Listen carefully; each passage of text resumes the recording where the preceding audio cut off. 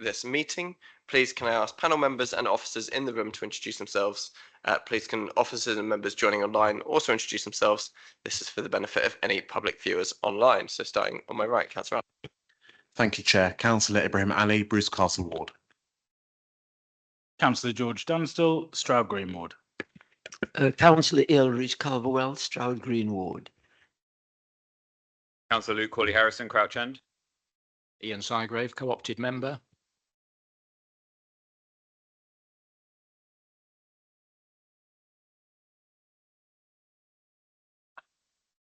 Oh, I think everyone heard me. Oh, Beth Waltzer, Head of Waste. Hubert Malcolm, AD Safer Communities. Councillor Seema Chandwani, Cabinet Member for Resident Services and Tackling Inequality. Mark Stevens, Assistant Director, Direct Services. Aisha Simset, Democratic Services and Scrutiny Manager. Serena Sharley, just the note taker. Thank you. Apologies. Thank you, everyone. Please can we refer to the notice set out on the agenda and note this information. No, item number. Oh, filming at meetings. That's what we're referring to. Item number 2. Apologies for absence. Chair, we have apologies for absence from Councillor Carroll and Councillor Adamu. Thank you, Aisha. Item number 3, items of urgent business. We have no new items of urgent business. Item 4 is declarations of interests. Are there any, please? Okay, thank you. There are none, but please let us know if you become aware of any during the meeting. Item 5, deputations, positions and presentations, questions. There were none for consideration at this meeting that have met the requirements of Part 4, Section B, Paragraph 29 of the Council's Constitution. Item 6, minutes. These have been circulated. Please can we agree the minutes of the 31st of July meeting? Agreed. They are agreed. Item 7, Cabinet Member questions. We next have Councillor Chamwani, Cabinet Member for Resident Services and Tackling Inequality, to answer questions and aspects of her Cabinet Member portfolio that fall under the panel's remit. These are waste management and recycling, fly tipping and waste enforcement, highways, flooding, parking. We are focusing on the corporate delivery plan update for Q1, and a briefing note is attached with the key information summarised relating to the remit I've just outlined. We can focus on questions on areas we may want to explore further as the panel in future meetings and seek further detailed performance data later on. So we'll take these in kind of the categories. So can we start with any questions on waste management and recycling? Councillor Corley Harrison. Yeah, 2 questions. The first is on the trials that are taking place, like the at-home collections, and whether you had a kind of a cost benefit. It's like you know, you can collect textiles at home or whatever, that sort of thing. TRA, whatever it's called. And whether there's kind of, whether you've done a cost benefit analysis of that, what the cost of rollout has been, and actual how many collections are taking place. And then my second question is on the I guess like advertising campaigns, but the stickers on the bins for recycling. And again, whether you've seen any change in behaviour as a result of that, whether there's any way to quantify the results of that campaign, and whether you have anything else planned that's kind of like in a similar vein. Thank you. Councillor Chamwani. Thank you, and thank you for your question, Councillor Corley Harrison. I'm going to ask Beth to come in on the exact stats for the WEEE and the textiles. I think our ambition is to make sure that we put as least as possible into the black bin and into the incinerator, and to make available as easy as possible the disposal of different types of waste streams. So I think Beth's got all of the data on how many collections we've seen. The textiles has been going on a lot longer than the small WEEE, and obviously more and more people are finding out about it, and there's a growth there. In terms of the sticker on bins, I think it might be too early to say whether there has been a quantifiable change, and we haven't yet rolled it out across the borough, but we are, I think what we're trying to do is have a package of different ways to educate people. So I think we can draw out at a later stage whether this particular piece of marketing has had an impact, but it is part of a bigger impact, kind of a part of a bigger package of education. So if it's okay, Chair, if I hand over to Beth for the technical response. Beth? Thanks. So in regard to the actual statistics, I don't know them off the top of my head. So I can come back to you with that because yes, we have the number of collections and the tonnage both on the small wee and the textiles. They're not trials anymore. Wasn't sure if that was clear. It is part of the service. So the textiles is in partnership with trade. The we collection is we went and sought external funding for that, and that as it stands is 2 years, but it is borough wide. But I can come back to you on the tonnages for that. Councillor Culverwell? Please turn your mic on.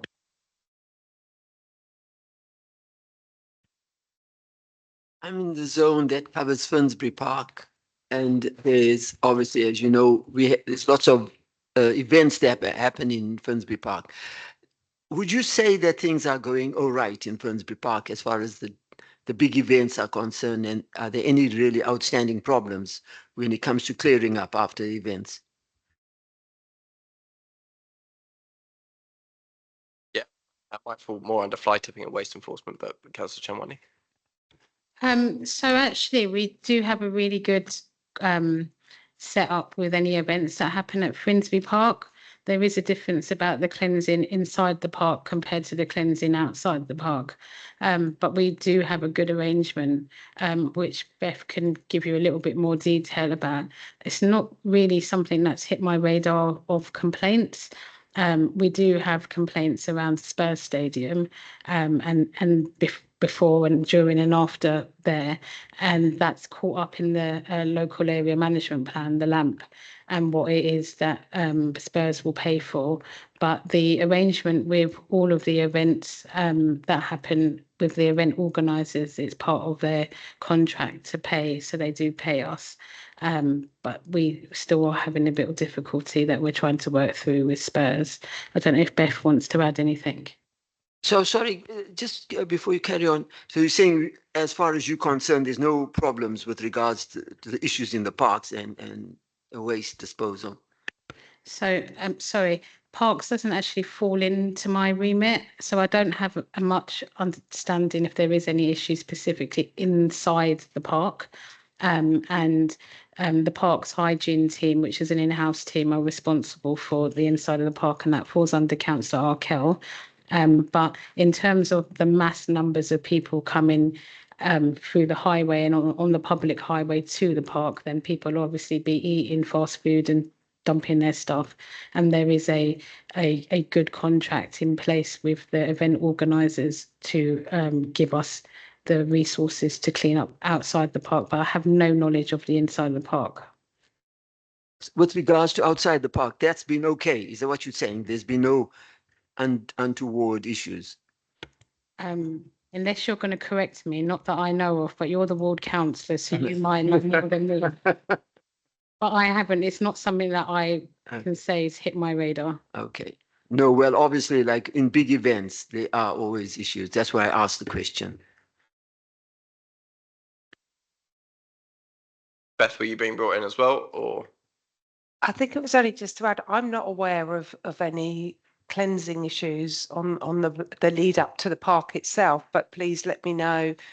As Councillor Chamwani said, we do have an arrangement where we are reimbursed to undertake that work. And I can honestly say I've not seen any complaints about it. And we do also monitor it. And we believe the standard of cleansing is good. But please tell me if that's not the case and we will look into it.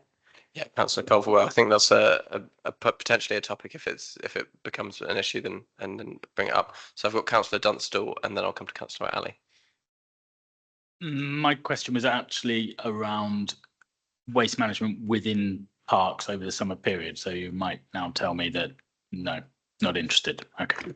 No. No, I didn't mean not interested. I'm more interested than you'll ever know.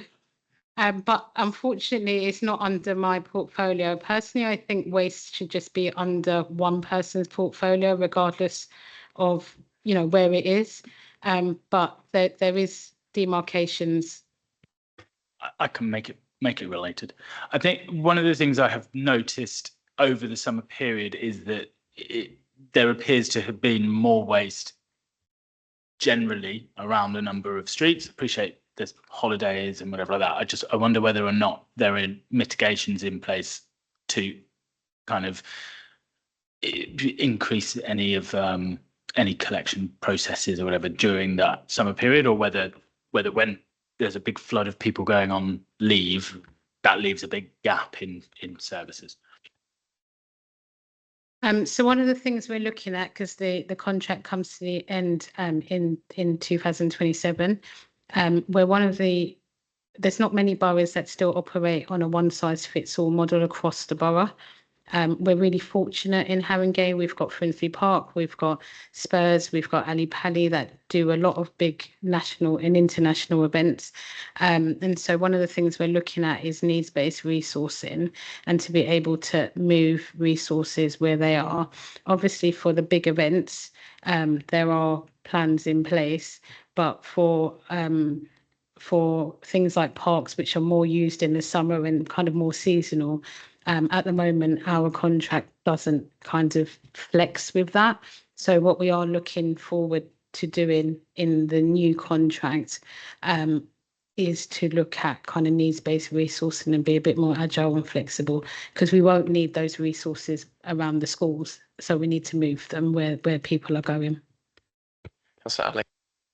Got a comment and a question, comment related to the previous point in the question, which is about parks. I know obviously it's not in your portfolio, councillor, but one of the things that we've noticed in our litter picks in Bruce Castle Park is the amount of recyclable waste that could be recycled, but at present can't be recycled. I know it's not specifically around your remit, but I'll just sort of really strongly urge you to find a solution. So just to give you an example, I think one of my councillor colleagues at Bruce Castle had collected 20 bags that really could have been recycled, but they couldn't because under the current arrangement, it all goes into one sort of, waste disposal. So it's not very clear if you're in a park in a litter pick, if you are using the green bags, for example, and you're putting them by the allocated collection point, it's not clear what happens after that. So what we're asking for is if there's some sort of distinguishing sort of ability for litter picking groups or friends to have bags that are for recycling only, bags that are for non-recyclable items, but more broadly, if you can sort of use your best influence to influence the park service to actually roll out bins where they are options for you to recycle, not recycle, because it's a common thing that I have repeatedly brought to my attention, and obviously I've not really had a way for it to nowhere to go, quite frankly, because I know there's a program separately happening within the park service about rolling out a new generation of bins, because the current bins are quite frankly not suited for the level of waste we're seeing, but the types of waste as well. So just for you to use your influence on, that's a comment. The question I had was about major events. Obviously, I'm the only Tottenham councillor here, and we neighbour Spurs, and it will be a very safe bet for me to say that people aren't really happy with the current situation at the moment. It's not necessarily any particular partner's fault. I just think there are things that are falling between the sides. So I think there's a very good program at the moment where we clean very well before events. That's obvious, and we clean during events. My real concern, and something I've long argued, is that we need to match up the event day control parking areas, the cleaning regime. At the moment, what happens is the footprint for cleaning is a very narrow footprint. It's literally in and around the stadium. So it'll be High Road, it will be bits of Park Lane, bits of Northumberland Park, tiny bit of White Hart Lane, but we know the event day footprint is much larger than that when it comes to control parking. So when people are visiting or are paying and displaying, or they are using the private car parks, naturally they'll be taking litter home with them, as they should be, and using the bins on the way, and the bins are repeatedly overflowing. And what tends to happen is my residents are having to constantly report it on Love Clean Streets. So the question is, has there been conversations about this? A, are people aware about this? B, and if they're not aware about it, what can we do to make sure that we are marrying the two up? Because right now the cleaning is a very, very narrow footprint. It's literally those main thoroughfares, doesn't really take into account the event day parking footprint is much bigger than that. Thank you. Thank you, Councillor Ali. So I think you've nominated me to be a bin influencer, so I hope I get a badge and stuff. My understanding is that the parks bins assets are still they're mixed from park to park. and there is plans, as you said, to standardise them. And Mark is sitting next to me as the AD. They should be standardised to what is out there on the public highway, because we are now moving to dual bins, and that should be everywhere. In the parks in the ward that I represent, there are dual bins, and some of the new ones that are coming up are dual bins. The one that I just saw in Woodside Park, because I'm a bin influencer, so I check, is a dual bin. I'm just gonna check, because I know that there's a lot of groups that do litter picking, and my understanding is that they get 2 different colour bags. No. Okay, so we need to correct that, because when I've seen volunteers do litter picks, maybe they're on the street, but they get the orange bag for recycled waste, and then they get the green bag for non-recycled, although it feels counterintuitive and it should have probably been the other way.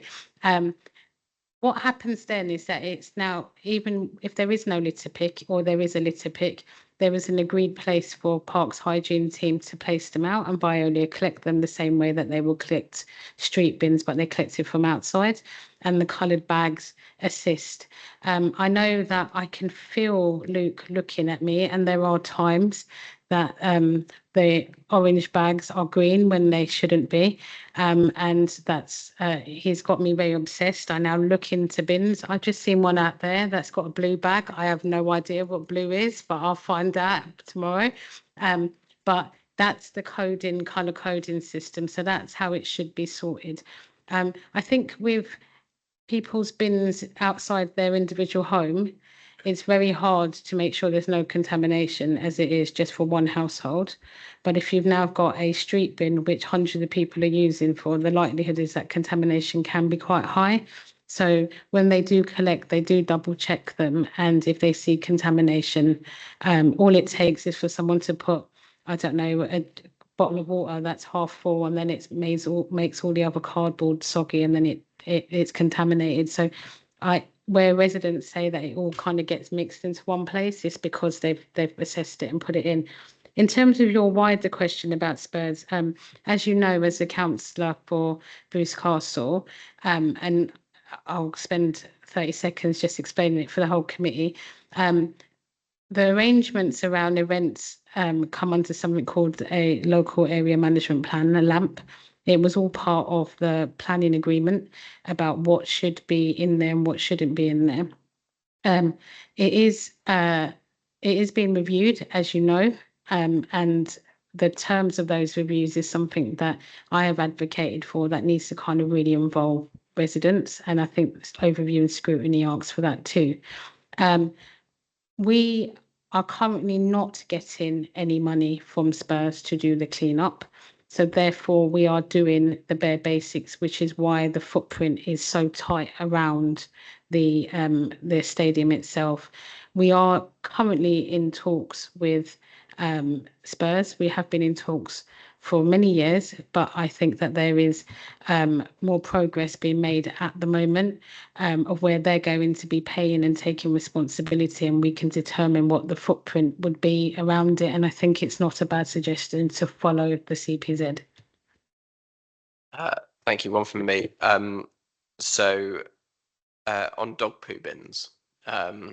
So I understand that it's now dog poo can go in the general waste bin, so they can go on regular ones.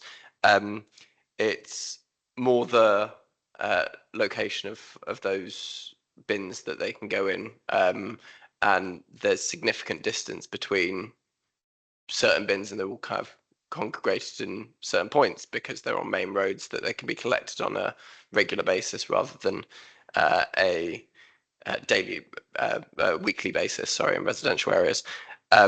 However, residents then do complain that they get dog poo dumped in their bins. So, I mean, is there any solution to that? Is there any work done towards that, or what are your thoughts?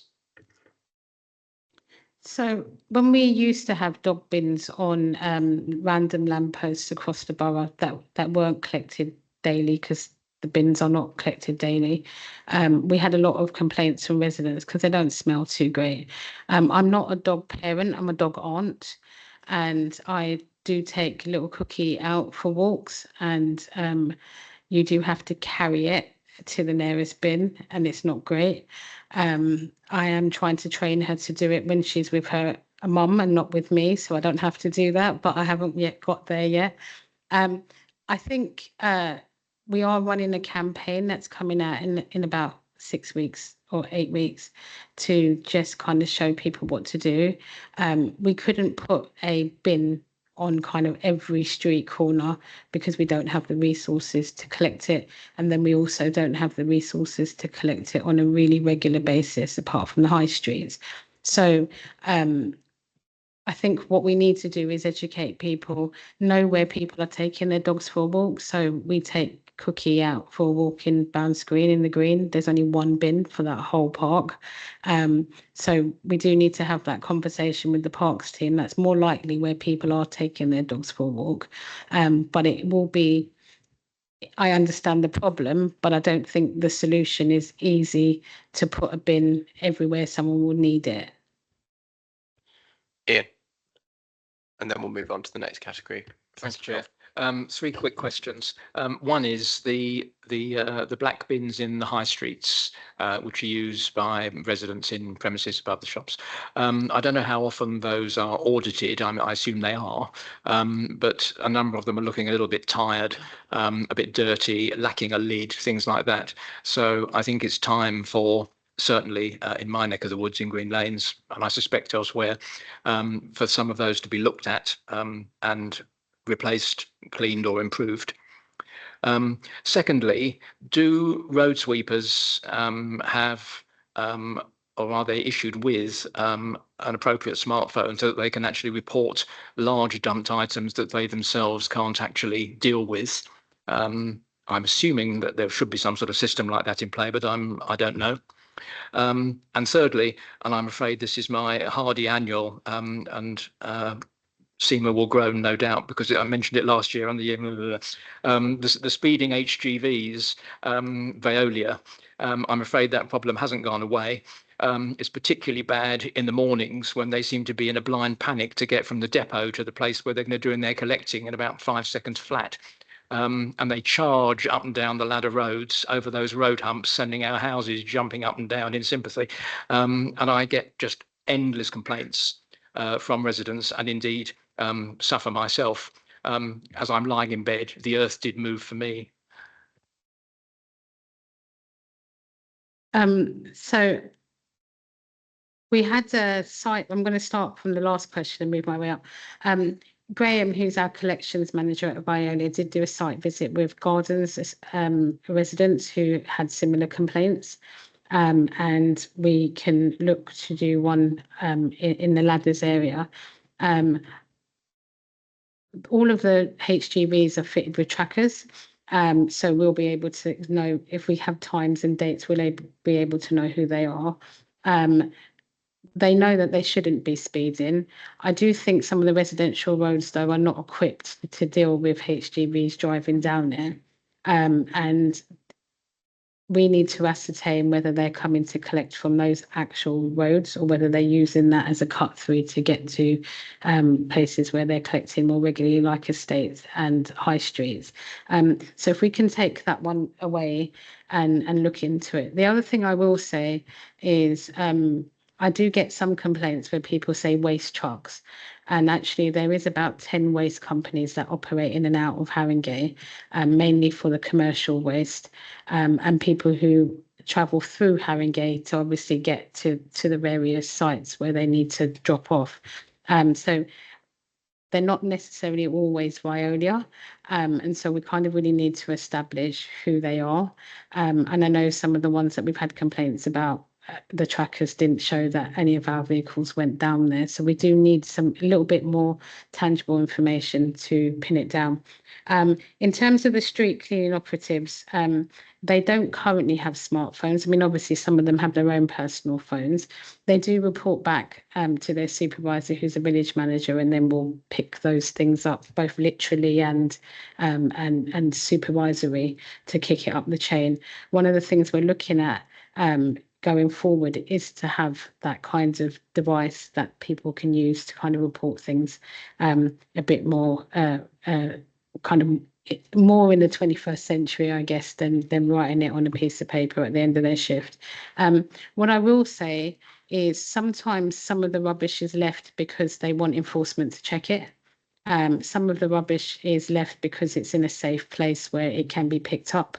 And sometimes the street cleaning operatives have put the rubbish there because it's safer for the truck to come pick it up. So we just need to distinguish which is which and what's happening. But in terms of using technology to kind of report that to other crews is something we're asking Veolia to look at and invest in.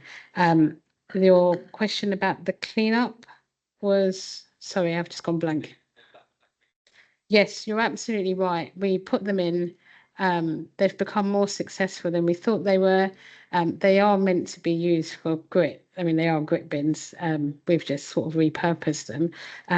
I do know that we're looking at a programme to cleanse them, and then we're hoping in the new contract, because they're here to stay now, there's something that we're going to keep, and something other boroughs have copied us for. So we've got to do it properly.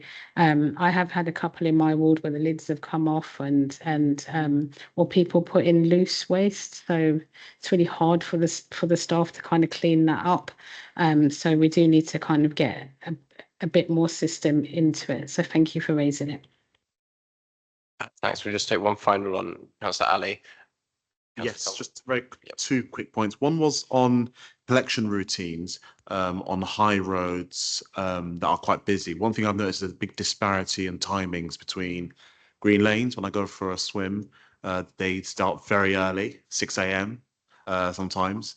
And Tottenham High Road seems to be done very, very late in the morning. I don't know if that's because the depot is near to Tottenham High Road, so they'll do it on the way back.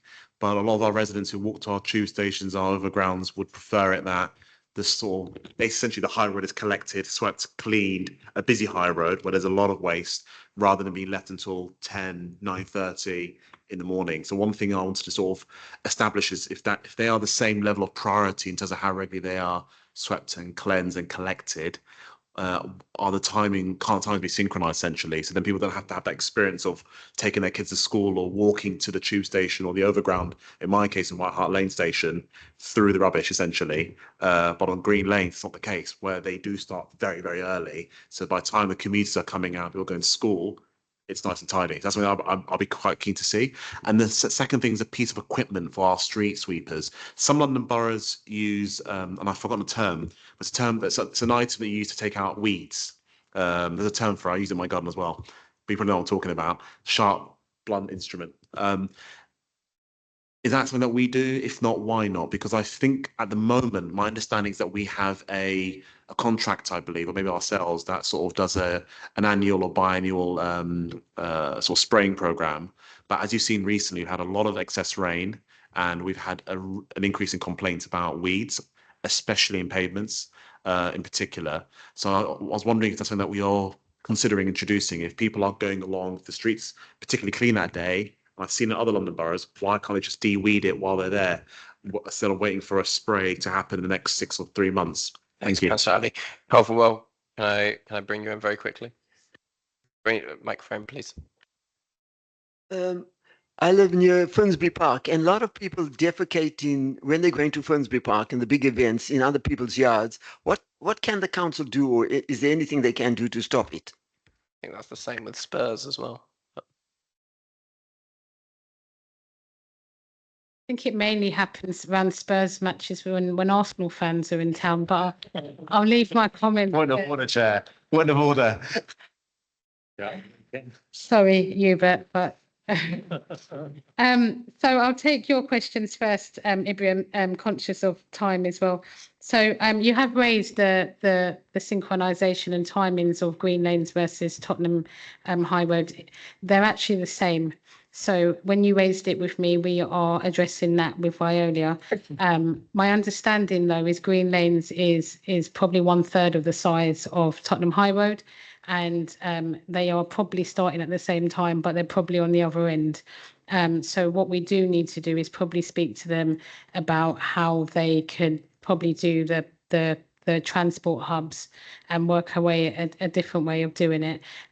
But Beth is picking it up with them to understand, but they are both on the same priority list and they both got the same start time, end time, and plan to do it. In terms of the weeding, our current contract with Veolia, which is then subcontracted, is that weeding falls under a seasonal contract, and then they subcontract it to a different provider. Looking at the new contract, I mean, basically, Veolia or any contractor, or even if we bring it in-house, will do whatever we ask them to do, but it will cost money. So we do need to cost up whether an ad hoc service is needed, and therefore how much that will cost, and if we put it in the spec for the new contract. I've written down, I can't remember what the second question was. I'm so sorry. I can't remember my own handwriting.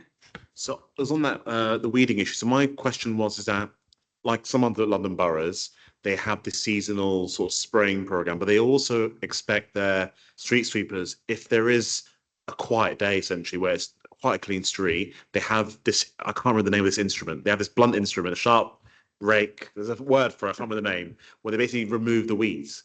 Because what tends to happen is that when we have heavy rainfall, weeds constantly reappear. The response that I get is, well, it's been heavy rain, which I don't know, which I do know, and that it's already been sprayed recently. You'll have to wait for the next cycle. Why can't it be that they have this equipment which they carry along with them? I can name the boroughs who do it, and I don't think, personally speaking, it's not a contractual issue.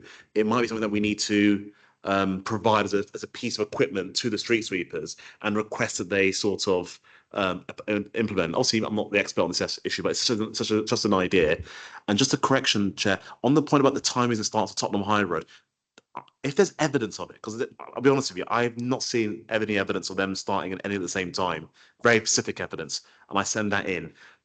What will the outcome be? Because I think maybe misunderstanding the point. I don't see any evidence of them doing it at a similar time to Green Lanes. I know it's a bigger road, I get that. My point is that my assumption is that because it's nearer to the site that where they sort of, return to, the assumption is that they do it on the way back. And that's a common theme that I'm getting back from a lot of my residents, especially that I cycle both roads early in the morning, most mornings to swim. So just a sort of bit of analytical feedback. So just to repeat my responses to both of those questions, the issue that you've raised has been taken really seriously, and it's something that we're addressing with Veolia based on your complaint. And it's something that we need to talk to them about through contract performance management. Now, obviously, if you have any tangible evidence that they're definitely not, I do want to make it clear that these are two separate teams. So if there is two teams, if there's two roads that need sweeping at the same time, it's not that they're doing one and then coming on the way back. There is a team deployed for Green Lanes and there's another team deployed for Tottenham High Road. So it's not relevant that they're closer or further away from the depot. If there is, one of the ways that we make sure that our contracts adhere to is that we send out our monitoring officers. So that is also taking place based on your complaint.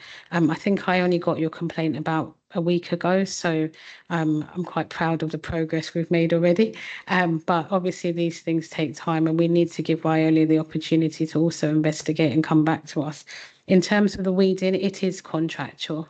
If we've asked a contractor to do a piece of work and they have costed that piece of work and we say that we want it done on certain times of the month, then if we now want it to be on an ad hoc basis, even if we go to B&Q and buy this blunt instrument, it's something we're asking them to do that's extra, and it's something that they will then charge us for. So instead of now going back to Veolia on a piecemeal basis, we are rewriting the contract and the spec because we are going back out to tender or bringing it in-house in 2027. So we're making sure that all of these things that have been raised as around weeding, around different collections, clinical waste, everything can be kind of modified and made better in the contract in 2027. Thank you, Councillor. We'll move on to fly tipping and waste enforcement. Do we have any questions on that? Councillor Colleen Harrison, Councillor Ali. Thanks. Yeah, just on my questions, but I sent you an email. I don't think you came back to me on Leicester's point about following the briefing about CSPOs, and we talked about bins and we talked about dog poo, and then I talked about specific locations that bins had not been replaced and that sort of thing. So I'm just reminding you about that. And then just on another point about the black grit bins, and a point I raised before, I think maybe in the same meeting, was about how community bins in Europe are bigger and they have card access, and whether that is being explored for the new contract at all, because I don't sense the same fly tipping in a lot of Europe where that is in place. On this point, so just on the enforcement element, my biggest gripe is on commercial waste enforcement, as I'm sure you're all aware, and how we don't seem to really have the ability to hold the commercial operators to account on how they manage their bins, or how the businesses manage their bins, who is responsible, what we can do about it when they're badly managed or when they leave waste next to it, other than just we'll send a letter or we have to catch them in the act. Things like grime and dirt underneath, leaving them out on the wrong days or for too long, all that sort of thing. So what can we do? Even with Veolia, it doesn't seem like we actually have anything. We don't have any power. What can we do to strengthen our relationships with all of these operators? Because we may not have legislation behind us, but we may be able to have better relationships to be able to say, look, if you're operating in the borough, we want you to operate in the best way possible and not forever have to chase your tails about a certain business being in the wrong or whatever. And can we start penalising the operators rather than chasing the businesses? Because quite often businesses, they may change hands, they may be franchises, whatever. If Biffa start getting notices or charges over and over rather than these companies, then maybe they'll want to come and have that relationship with us. So just what's been done about that commercial enforcement, and similarly about bins that are left on street, both commercial and residential, when they should be taken back. Whenever I get an inquiry back, sometimes it seems to be, oh, we'll ask Veolia to do it. Sometimes it's the resident's responsibility. Sometimes it's the commercial operator. Sometimes it's the business. It doesn't seem to be that there's like a fixed, this is who should be responsible. So in terms of enforcement, it seems difficult to manage that. Different roads have different responsibilities. So again, how that can be brought together. And then just on the kind of under those bins and where there's problems, jet washing. I know we do some jet washing, but where it's jet washing as a result of bad behaviour, does that become an enforcement matter that we can then charge back? So if you're having to do an ad hoc jet wash of a particular area because a business continues to, trail oil or whatever it is, if they're a restaurant, can we charge that back, or can we issue an enforcement notice or whatever it is? I'm sure you know what I mean. Councillor Chamwani. Thank you. So there's a lot to unpick there. Firstly, commercial waste in this country,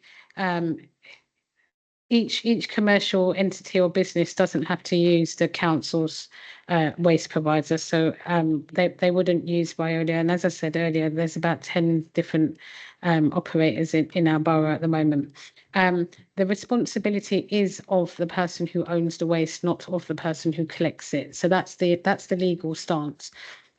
We are aware that there is a problem here. We're aware that there is a problem with people who have a waste contract and they're not really taking responsibility of where they store their waste, where they keep their waste for collection, or even we know that some of them haven't even paid their contract, so it's not getting collected and they're leaving their stuff out there. So there's a whole host of problems there.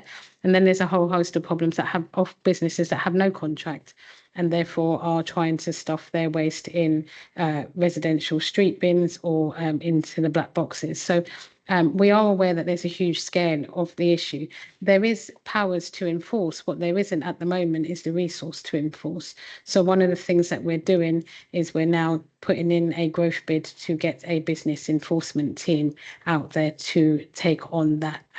There's already enough work in the residential sphere for the current waste enforcement team to do the business as well as different, and it's also different laws that they're using.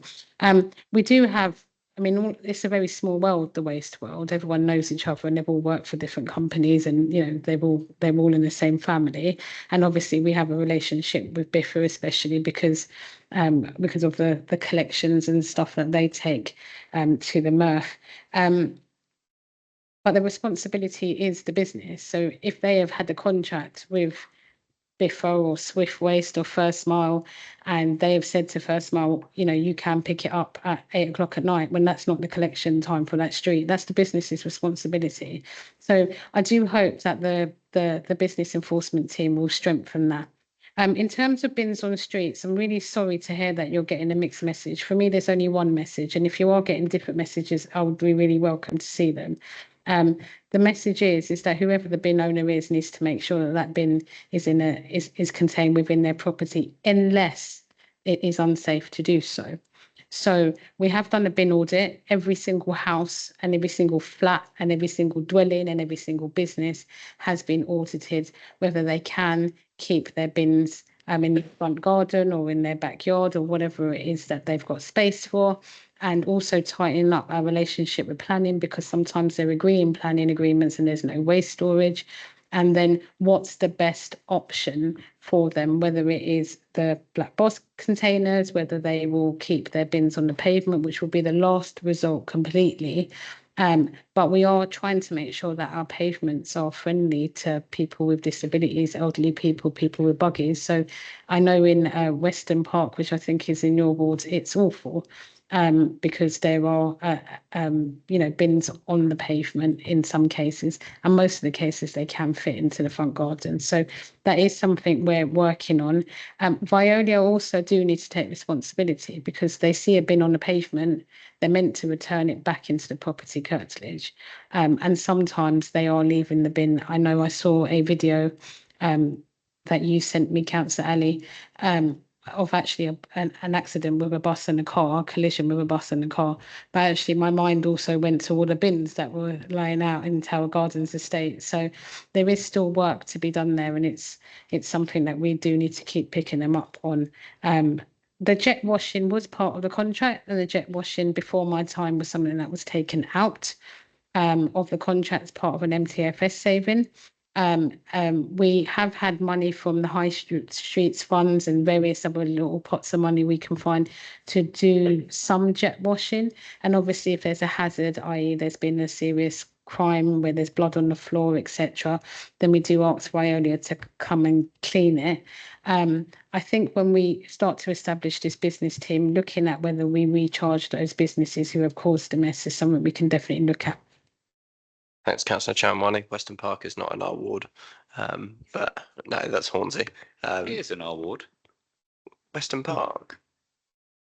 Yeah.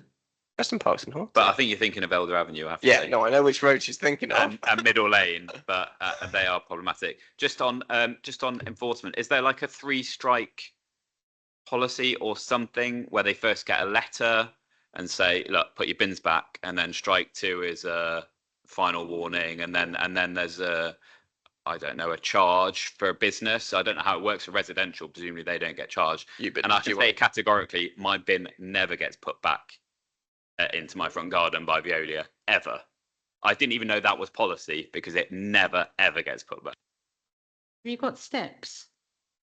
What step are they? Okay, if you can just send me a picture of your front garden and where you live, that needs to be sorted out. Obviously, for health and safety, if there's like 15 steps, and I know in Stroud Green, Woodstock Road doesn't actually have front gardens; it just stairs down to a basement, so it's impossible to do that. Okay. But yeah, it is policy for them to return back. I know you, but wanted to come in on something. Councillor, so firstly, apologies. I've seen your email. I'll make sure that it's responded to. I'll pick that up. You're right. Usually we would work with a business through conversation before we issue what we call a community protection warning. I did to them we serve a community protection notice and then prosecution after that. So we do try to work with businesses. Education is always our first phase, but they're not adhered to that, then we will take enforcement action and proceed in that. That's Ali. Thank you. Just a comment and a question. So on just follow the issue of commercial and business waste. I mean, some local authorities, obviously we can't control what provider they go to. They're entitled to go to what provider they like. But some local authorities, what they would incentivize is a financial incentive because they know that it's better to have as many businesses as possible with them so they can enforce if there's a need be. So I know one of our neighbouring boroughs have this sticker system where you as a neighbour, as a resident, can be confident that they've got a waste license, a sticker on the wall, 2324, they're compliant, they're engaging, some sort of ways of displaying. Because right now it's quite reactive. We would have to, as residents or neighbours, then find the business who's doing this and then put a complaint in. There's an investigation and all the rest of it. So anything where we can actually incentivize to make it easier to be compliant and to sort of reward them, I think is far more constructive rather than being the other way around. So I think that whole sticker or the label mark, a bit like food safety, you know, where we're a business that's registered and we're compliant and we have a commercial contract. So that would be just an idea. On the issue of enforcement, one of the things I've been concerned about historically, I'm pretty sure I raised it the last time you might have come in front of us, was in terms of the response when residents or members make complaints about fly tipping or waste investigations and the lack of a means of then finding out what's happening. So what often happens is that you have to then respond to say what's happening in this case that I've reported and what's going on with it. Was it successful? Was it not successful? Why not? And I do think that lack of a response does then tend to disincentivize people from then reporting because they don't get the two-way communication. And I understand these things are very time consuming, take time. No one's expecting to get, I'm not expecting to get answers back in weeks, ideally, but I do think there needs to be some sort of more of a expectation that eventually if the case has been closed, either positive, negative, or otherwise, people must know. It makes no sense to give someone a reference number if they don't know what the response will be or the outcome will be. And I think it then says that we are successful or we're not successful. These are the reasons why. So I think that's one thing I wanted to put up there. On the issue of measuring success, now, one of the things that I'm sure you're all aware of is that the perception, especially in our part of the world, is that the big issue really isn't actually a litter problem. There's actually a fly tipping issue, and that the fly tipping, there are known hotspots.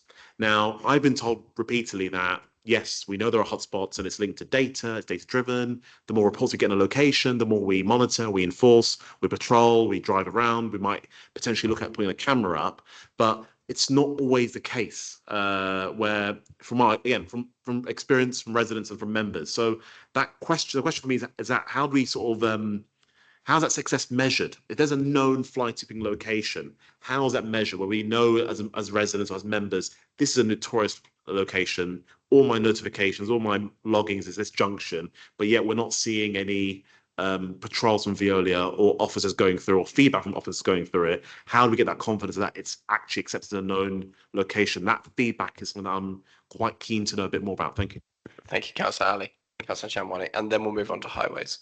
So, Chair, I think one of the things we might need to do is make sure that the whole committee gets the hotspot data and sees where the wards are, and then the real kind of drill down of actually where the junctions are. I'm also a ward councillor, and I could name 8 places in my ward where I think they're real big hotspots. What I'm not seeing is actually the spaces that are a lot worse than mine in other parts of the borough. And so I think we need to rely on the professional judgment of officers using the data. And just to be clear, the data isn't just on reporting. So if you've got 15 people to report that there was waste on the corner of Pembury Road and whatever road, it doesn't mean that it starts to shoot up. It's not a voting system. And more than half of our reports actually come from Veolia staff. It's Veolia, their village managers, the street cleansing operatives, and the team that they actually find these, and then they have to log that they've collected it. So if they're just driving around, they'll pick it up. The team are working on kind of focusing every term on a kind of top 10 basis. and then working their way through that and seeing the actions. I will say though that there isn't just one reason that somebody is fly tipping or that there is a fly tipping issue in that area. So as long as I've been cabinet member, I think there is 15 different scenarios that lead to a fly tip. It could be a HMO, it could be the fact that we've got premises that are being used for dwellings that are not actually legally meant to be lived in because they're, they're garages, they're sheds, etc. And they don't have bins. We've got people living in vehicles, and we do see a lot of bottles of urine around the borough. Around, we do know that we have separate problems that are leading to different things. And I know some of the cases that we've taken to court are landlords that, it's a block of flats for 8 people, but actually when you go in there, they've converted it into a block of flats for 36 dwellings, and it's all tied up in planning, so it can get quite confusing. I think you're right that it would be great to give residents a lot more confidence if they got a report back, but we are talking about quite a high number of reports that come through, and we just don't have the staffing power to kind of give people that personal touch back. What we have got though is we have launched the community waste champions, and so that brings, one of the things we were seeing is that 15 people in the same neighbourhood were reporting the same thing, but actually if you bring all of those 15 people together and you meet with them on a regular basis and you email them all collectively together, and that's something that's been happening in Northumberland Park, and I know is going to be spread over another 4 wards, which where the highest fly tipping is. So these are all really valid points. If we had the money, we would quadruple the amount of enforcement officers we have, and we'll be able to have more, one per ward, and kind of have them personal relationships. But we don't have that at the moment. And the current team are split between doing business enforcement, litter enforcement, waste enforcement, and then really complicated cases that take months and months to get to court, and then obviously present them to court. So I guess we just need to balance whether we want how we get the outcomes, and the more and more we can resource this, the more and more we can start developing the relationship, and that's what we've been doing with the community waste champions. Thanks, Councillor Chamwani. I am wary of time and that we're running quite long, so if we take questions on highways and flooding, and then we're doing the parking strategy next, so I think most of those will probably be safe for there. Councillor Dunstall. Yeah, thank you. I was really pleased to see the consultation come out over the summer with regard our remaining 30-mile-an-hour roads that are Haringey controlled, becoming or potentially becoming 20 miles an hour. One of the concerns that I have about that is that, from the feedback that I've had in the conversations that you and I have had and the response I've had from officers, is that at this point, to my knowledge, there are no intentions to introduce kind of physical traffic calming measures or other traffic calming measures other than just signage to address that. There's a couple of roads on that list where really significant speeding, a couple of fatalities actually in the last year. On the Roundway, Lordship Lane, I'm thinking of here. I appreciate the response that I had that says average speed checks have said that actually average speed is 24.1 or whatever it is. However, it is the case that along certain stretches of that road, and indeed Westbury Avenue and Downhills Way as well, my sense would be that average speed is brought down by the volume of traffic in the morning being very, very slow and very, very slow in the evening. So I guess the substantive concern and point here is about that physical traffic calming, and whether there are considerations, plans to do some of that on some of those roads, because simple signage is not going to address the issue, in my opinion. Councillor Chamwani. Thank you, Chair, and thank you, Councillor Dunstall. I think if we look at this in a bigger perspective, London councils, the councils across London have been given the responsibility to reduce speed without any powers to enforce. You're right. We can put up 20 mile per hour signs. We can even make them with smiley faces and flash at you and do all of that stuff that we're doing at the moment. But the bottom line is that when people know that they're going to get fines is when they start to modify some of their behaviour. That responsibility at the moment lies with the Metropolitan Police. Unless it's a TfL road, then TfL can put speed cameras up. So I just wanted to get that really clear, because obviously if we were to put in a CPZ, then we will have enforcement officers to enforce that, and then it kind of all falls into shape. So we sort of have the chicken, but we don't have the oven, and it's, who wants to eat raw chicken? There are 12 roads at the moment in the borough that are not 20 mile per hour. And 10 of them are currently out for consultation. 2 of them are more complex. One of them's Bounds Green Road and one of them's Watermead Way, which is actually a 40 mile per hour road. And so they need a lot more kind of engineering towards it, and therefore they're not in this consultation. In terms of the junction that you mentioned, which falls partly in my ward and I think partly in your ward, and partly in I think it's White Hart Lane ward. I think it falls into 7 wards or 6 wards or so. It's quite a complicated junction. The ward councillors from those wards are aware that we are investing quite a lot of money in a whole programme of measures on the whole of Lordship Lane. It is the corridor that has some of the highest incident collision rates in the borough. We have the document and all the plans are equating to 127 pages. And it includes that junction, which is partly a TfL road and partly a council road, which also adds to complications. So this is not the panacea. We're not saying we're turning it to 20 miles per hour and all the problems will be solved, but we have to make sure that we've got a 20 mile per hour as one of the steps we take. But a lot of it is going to be around structural design. And on the 14th of October, the ward councillors who spent hours inputting into that 124 pages, kind of really pointing out really minutiae details of, I remember Councillor Ali pointing out a redundant cycle path that no one even knew was there and nobody understood why it was there and who put it there. So there's a lot of things that are happening there. The other thing that I would say, just to kind of cap this off, is every time there is a collision in the borough, and I know that there's been some in Crouch End Broadway as well, we are reliant on the police to do their preliminary investigation and let us know what the causes are. And sometimes they are not in the control of anything structural or anything that we could have done.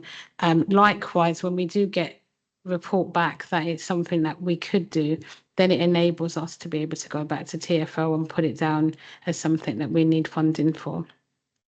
Thank you, Councillor Chamwani. Councillor Ali? Yeah, just to support Councillor Dunstan's point, I think I've had a number of emails.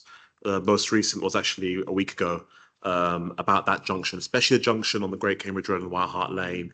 I know at one point every week for the last 2-month period, there was an incident that took out both sets of traffic lights. So if you can imagine, that's the level of speeding that we're seeing, to the point where TfL are replacing a set of traffic lights every week, 2 months on the trot. So I think just to express the issue, and the concern that we have is that there's no refuge when you are standing with a young child going between a nursery, the dentist, the park, the primary school. There are no speed cone measures. And I think what frustrates me is that because part of it is TfL's focus seems to be very focused north of Great Cambridge Road, because there's been a big campaign politically under the Conservatives and others in Enfield have been pushing this whole thing about reducing the speed of the whole of the A10. But the Haringey bit seems to be very neglected. So you still have speeds of 40 miles an hour, 30 miles an hour in the junction where you've got parade of shops, you've got primary schools, church, nursery, and there are zero speed measuring, speed car measures. So I think the question we have is, it's not necessarily about speed cameras or speed guns or the rest of it, but I think it's all this engineering and really try and get TfL to pay their share. So, for example, if we are doing Haringey or TfL, if we are doing pavement upgrades, why can't we not have a design that forces cars to go single lane? Why can't we have cars refuges where people can stop? And the final point about, especially about the A110 on the Roundway, one of the things I've seen Waltham Forest do quite well with Waltham Way is to force the cars to not park on the carriage. I know we're going to come to in the second part of the meeting, but they force them to park on the actual highway, sorry, on the road, and that actually slows down the cars because you're not having dual lanes of traffic going 30 miles an hour. So I think a lot of it actually is not, how can I put it? It's not connected to speed cameras or speed enforcement. A lot of it's engineering and design, but a lot of it can be done, I think, quite innovatively, especially if you get TfL take an interest and to pay their fair share. So just to really sort of state our sort of concern, our residents' alarm. And then the other thing I want to talk to is flooding very quickly, in particular. So one of the things I actually wanted to raise as a bit of feedback is, and I know it's something that you've probably heard from us before, we support the gully cleaning program. I think it's fantastic what we're doing now. I think it's really positive, and I think it's really quite welcome. But I would sort of urge a sense of engagement next time in terms of the timings we're choosing and the days we're choosing. So we're choosing school holidays. One recently in my ward was between 4 p.m. and 9 p.m., which is quite an unusual time in my experience for suspension of parking bays, especially if you're doing the entire area. So there's nowhere for you to go home after work or after you pick up the kids. So I do want us to think carefully about that again, because there are scenarios where, because cars are parked, they can't access the gullies. The same road has 3, 4, 5 suspensions in a row because they've not managed to finish the cycle.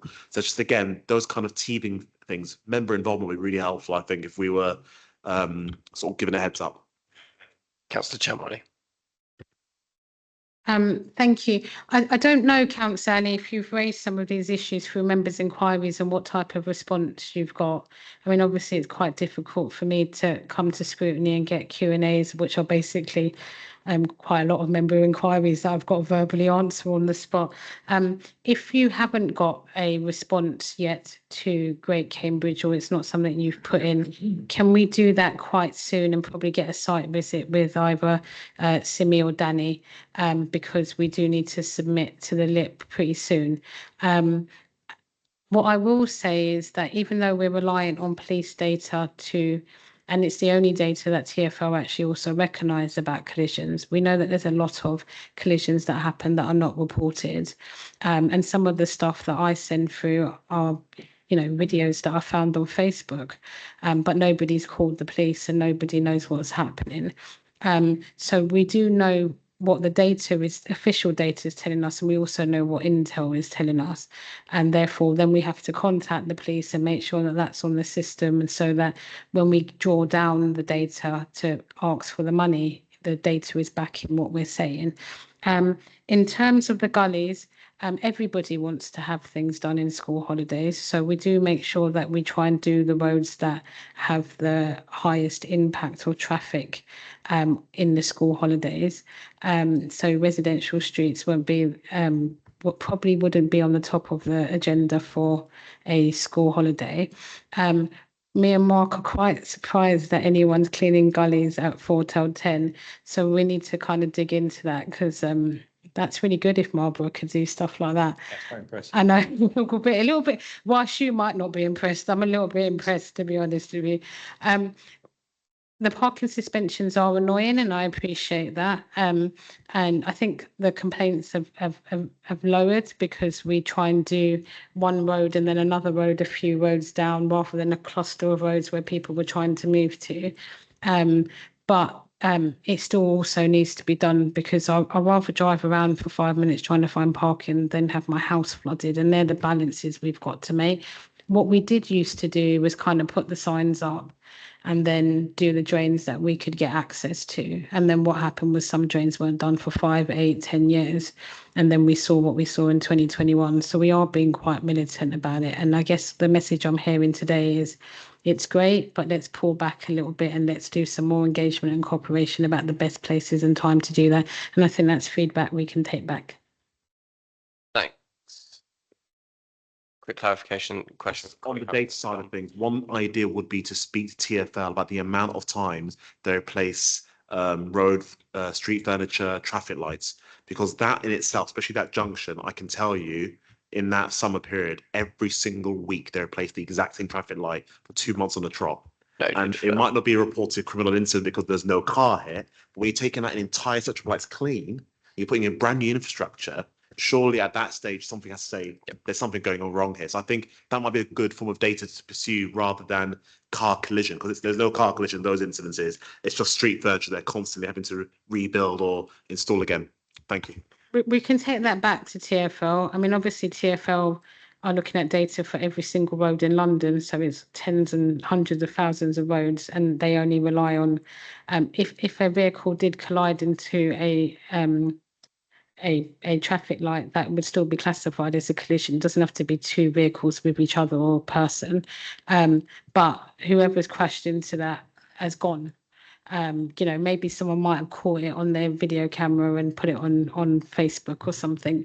So we can go back to TfL. I guess it's a two-way relationship. If we went up to them and said there is loads of collisions on this road and we would like to have some money, bearing in mind we're competing with all the other London boroughs, they would want to have empirical data, and the empirical data they're looking for is this. But we can have a conversation of how they can join up some of their maintenance and repairs data to measure that. Thank you. Councillor Colley Harrison, final question, and then we'll move on to item 8. Thanks. Just very briefly, just a note on something Councillor Ali said earlier, which was about the commercial waste bins. I really like the idea of there being a scheme where they have, you know, approval scheme, like selective licensing scheme, or the considerate contractors scheme, you know, this badge of honour for businesses to say we are a accredited waste management company. I think that's really good, because the amount of time waste teams waste on trying to identify whose bins are whose, and at least that can filter that down. On this point, on speed cameras, I appreciate that councils can't do it. It seems like the only two people that don't want councils to do it are TfL and the government. And I'm pretty sure that London councils want it to happen. So I'm just wondering what London councils are doing and cabinet members are doing to lobby the new government about changing the legislation so it's no longer a criminal matter, it's civil enforcement. We have the powers to do it. I appreciate that the DVLA don't want it to happen, probably some financial reasons or something like that about their data or whatever. But this is the opportunity for me to make it happen, because I would have thought with the political makeup as it is, there's a strong opportunity here. So if there's anything you can do to take that away and lobby on our behalf as a council. Flooding, just on the SUD scheme and management of those schemes going on afterwards, I'm just wondering what is going to be done about the management of the large SUD schemes, like the Muswell Hill one that obviously was a big programme, because what I'd hate to happen was that would fall into a state where it's not managed and we get a kind of Priory Park situation where the basins are filled up, it's not properly working anymore in 10 years' time or whatever. So is there something in place for that to be properly managed? And then at surface level, it looks terrible. It's full of weeds. It looks horrendous. So what provision is in place to actually make it into a rain garden rather than, you know, a weed garden dumping ground, basically? Gully works, 2 points on this. Firstly, the notices only seem to go up 7 days in advance, which doesn't seem to be a massive problem, except in school holidays, people are on holiday and then they come, you know, they get a text on their neighbour saying this is happening in 7 days. Is there any reason why that can't be 14 days or slightly longer? I'm sure you're programming these things in. And some of the signs are so convoluted. You can't park outside these numbers. You can't park adjacent to these numbers. You can't park around the corner from these numbers opposite this. Can't each one just have a map and it be grayed out about where you can park? Like, that seems way easier than having all of this big list of numbers. And I'm sure you have that map, because presumably that's being sent to Marlborough or whoever is doing it. So whether that can be put on those road signs as well. And then very finally, I think it was probably about a year ago exactly that we had the report back on the lighting issues. And I don't think that it has been resolved. And in that report, I think it was supposed to be that we're having the control board operators introduced fixes by November. So that would have been November last year. That then rolled forward into the spring that they were given. The problems just go on and on.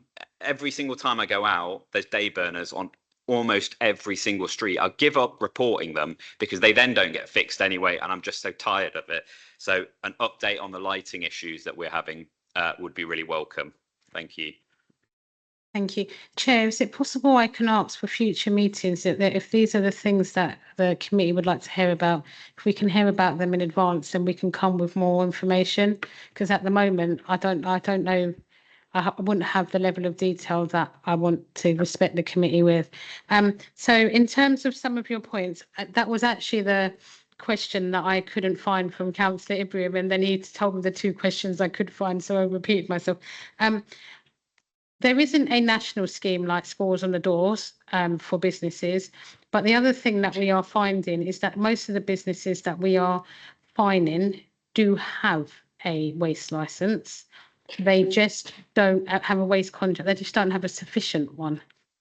So the law is that they should have a waste licence that is adequate for the needs of their business. So you go to some and they've got they would reduce their contract. But when you dig deeper, they're literally getting a collection once every 3 months and they've gone for the bare basics. Some of these contracts are quite kind of pay as you go. And so we don't want to have some sort of system where on the day this person had a great contract and the minute we leave, they phoned up Biffa or Swift Waste and said, we want to reduce it to this. So it'll be really hard to manage. It's not a bad idea, but it's the reason why we don't do it.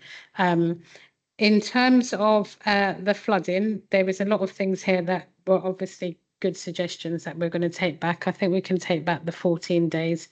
And I think we can take back the map idea.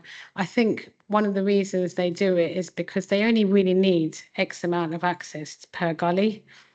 So they probably need 2 parking spaces right next to the gully. So they're being quite specific that you can't park outside number 42 and number 44 and you can't park it. It's because they don't want to suspend the whole street, which is the feedback we got last time, is that we were suspending the whole street and there was no gully where they were parking. So why are we doing it? But we can take that map back. I'm going to defer to Mark about the SUD schemes and the maintenance of that. And it's a pity that Beth has gone because it's something that both services are trying to tie into the new contract going forward, and also the ongoing phase 18 of the lighting issues. Thank you, Councillor Chamberlain. In relation to the issue about speed control and speed cameras, that was something I think Wandsworth trialled for a period of time, and then it was pulled because I think TfL were reasonably supportive, but it was more a government issue that they were not comfortable with it. So whilst we might go back to London councils, it's more of a government issue. And in terms of road safety partnerships around the country, those enforcement measures continue to be delivered by the police, not by the local authority. So to try and do something different for London might be problematic. So that's the hurdle we would actually have. It would be a nationwide type of thing we'd be trying to overcome rather than something just for London. In relation to SUDS management, you mentioned the Muswell Hill scheme, which you've said in the past have been very successful in terms of averting any flooding issues there. So there is a management arrangement in place for the maintenance of those that sits with Marlborough for a 3-year period. So if there are issues in terms of weed growth in there, I think they've actually been out there and tackled some of that already, but we can certainly get Marlborough to go back out and revisit that. And actual fact, we did some maintenance work around some of the planters there. So there's lots of work that needs to be done in that space. And I think that there are also some areas on White Hart Lane where there's some rain gardens that have never been maintained. And that's because they were put in by the regeneration team and didn't actually say, can you maintain these afterwards? So we are starting to pick some of those issues up. Are Marlborough managing above ground and below ground? Is that what you're saying? Yeah. Yeah. So there is a broader issue. So part of the funding for this year, I just double checked in terms of what was in the cabinet report back in March. Part of that is actually picking up more on the maintenance of SUDS moving forward. And in terms of Schedule 3 of the Flood and Water Management Act of 2010, for the last year, we've been waiting for that to be enacted because that's what the government said it was going to do before Christmas. That's never actually come forward. When that happens, then we'll have to look at the maintenance of SUDs in a different way anyway. So in some respects, we're waiting for the legislation to change before we actually move forward on some of that.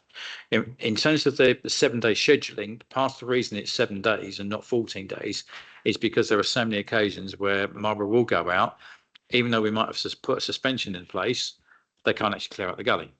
So it then means that their scheduling gets thrown completely out and they have to redo it all the time. So trying to do it 14 days in advance is even more problematic in terms of there'll be even more occasions when they can't do what they want to do. We've sort of played around with the timescale. 7 days seems to be about right to get the most effective return on the time and mobilisation of our own workforce in terms of the civil enforcement officers going out at the right time to ensure those bays are clear or to issue them with a PCN. In terms of the issue about detailing, yeah, and I get your point about some of the wording on some of those suspension bays, and you know that idea of using maps instead is something we could possibly look at.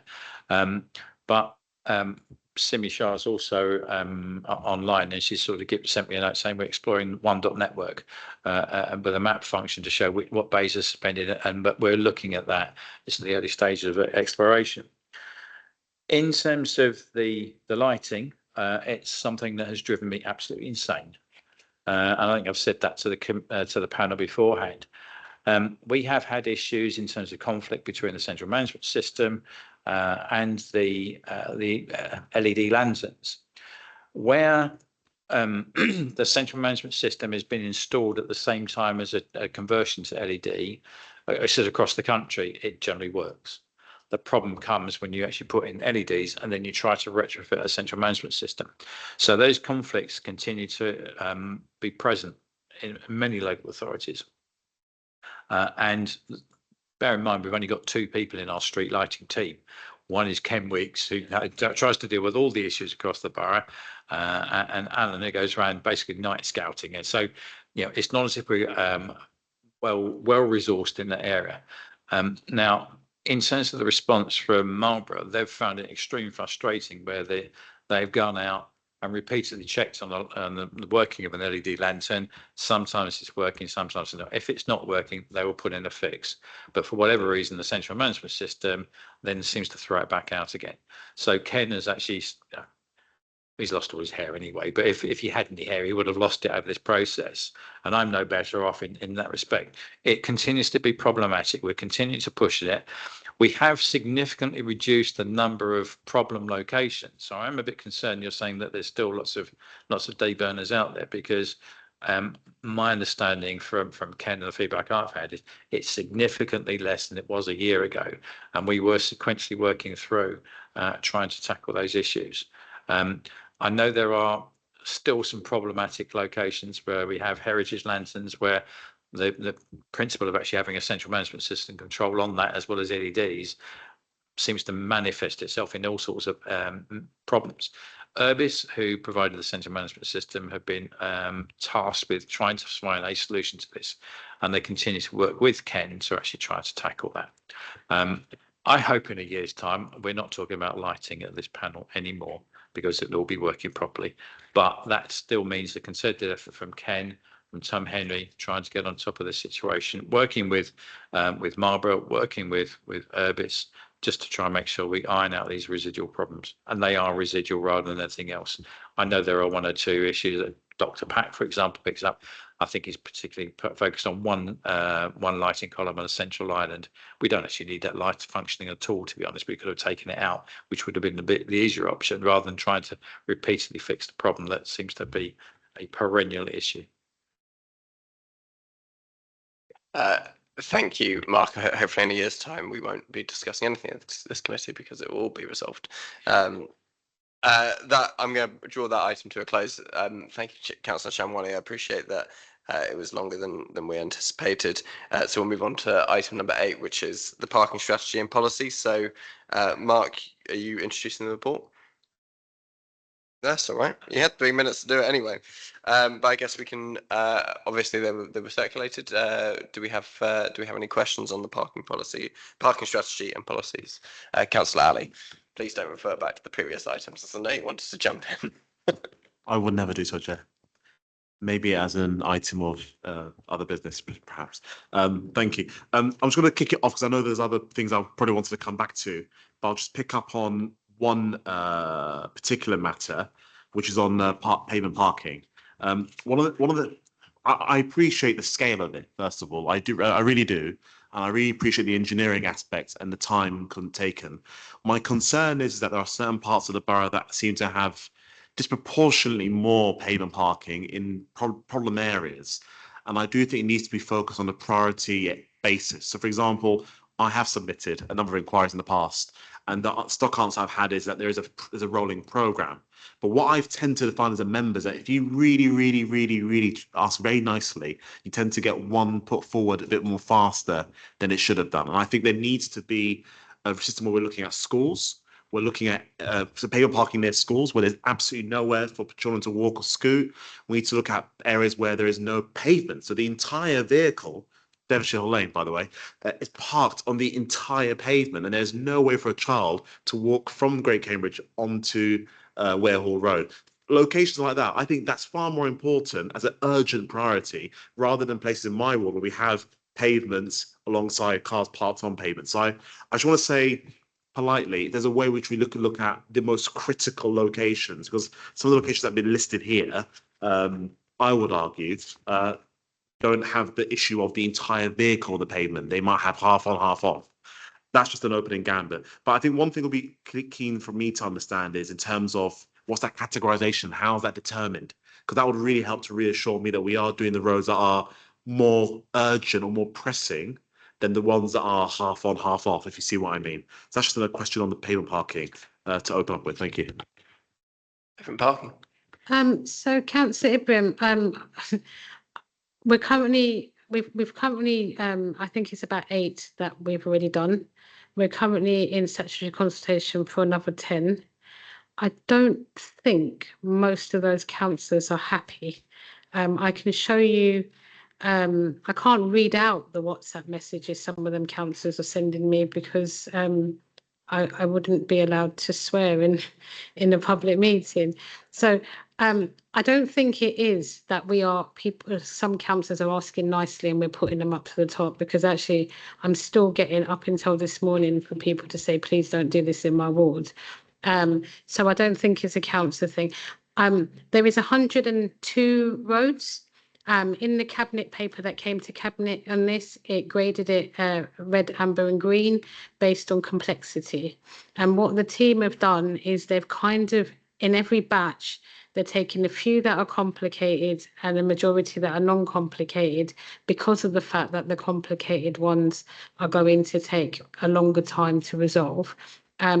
The non-complicated ones are quite simple, but the complicated ones need real kind of engineering measurements, etc., which is probably why they're taking longer. Now, if a whole vehicle is on the pavement and not on the carriageway, then that tells me that that's probably in a complicated list. So what we can do is resend you the cabinet paper. You can see the 102 list, and then you can see how it's graded. But I think it's a really good point to prioritise places where there's access to schools, etc. I think that's something we could look at in terms of looking. It's not a bad idea. Yes, Ali. No, just to say that I read the cabinet paper and I think that was what was missing. I think, for example, Beaufort Road, something that I requested because there was a fire safety issue about how do you get fire engines, ambulances, police into a cul-de-sac estate. There's an incident because of the way it was re-engineered. I'm very grateful that happened, but a plea would be to look at those areas where there is a genuine need, not because it's inconvenient, because there's an issue of just access. People just cannot use the pavement. They're forced into the highway, rather than it be a case of the colour grading us based on engineering complexities. I think that's just a request from me, because I've raised these issues before and they've been noticed. So just to say thank you. Any other questions on parking policy? Ian? Yes, thank you, Chair. There's a lot of very good things in that policy. So it's a shame to have to home in on the one which has caused all of the controversy over the last few weeks. But I'm sure everybody in this room will know the one which I'm referring to. And that's the proposal that was agreed by Cabinet to take forward the idea of abolishing the one-day parking visitors permits. Come completely clean on that. We had our regular ladder meeting on Tuesday of this week, which I chaired, very well attended. And as I suspected, a hot topic. And it was unanimously condemned by everybody who was there. And for three, I thought, very well-founded reasons. Firstly, on the grounds of lack of evidence, the report which went to the Cabinet in July actually said, and I'll quote from it, circumstantial evidence suggests that daily visitors permits are open to being used for purposes other than intended. Circumstantial evidence. There has been, I gather, an freedom of information inquiry on this, and the reply from the council was that as it was circumstantial evidence, it hadn't been recorded, and there was no paper trail on this. So I'm a bit puzzled as to why the council is introducing a policy or planning to on the basis of pure circumstantial evidence. That doesn't seem a very firm basis on which to do it. Secondly, lack of equity. It's one of those ironies that there are actually far longer hours in the CPZs the further east in the borough that you go, so that if you are in the west of the borough, in somewhere like Highgate or Fortis Green, where the CPZ is very short hours, you would, under the new proposal, having to buy hourly tickets, only spend about £2.40 or £4.80 a day to get your daily parking. However, if you live in Knoll Park or Northumberland Park, you would be paying £16.80, I understand, in Knoll Park, and £14.40 in Northumberland Park per day if you have to buy an hourly ticket. Now, that is a massive imposition on very, very deprived areas in the east of the borough, who may well have not just tradesmen, but visitors wanting to stay for a few days. And thirdly, the concern that was expressed at the meeting was the failure to follow, or the apparent failure to follow due process. The Parking Scheme's resident engagement policy of April 2023 provides a sort of four-stage process: pre-public engagement, public engagement, the co-production or co-design stage, the statutory consultation, and then the decision. Well, we seem to have got to the statutory consultation very quickly. Nobody that I have yet met, and that includes myself as chair of the LCSP, huge organisation celebrating our 25th anniversary year this year, hundreds of members. I wasn't aware that any consultation had been going on about this. And as I've said, I've yet to meet any other resident who has come across any consultation. So what was the co-production or co-design stage? Where were the letters and the public engagement? Where were the street notices about it? Because none of us has actually seen them. And so we seem to have arrived at the statutory consultation stage really rather quickly. And I'm a bit worried about statutory consultation because the parking scheme, which I just referred to, states, quote, "Statutory consultation forms part of the legal process. It is therefore not consultation or engagement with the community on the need for controls." And it says that because that need should have already been established by the previous stages of engagement, which we're not really very aware of.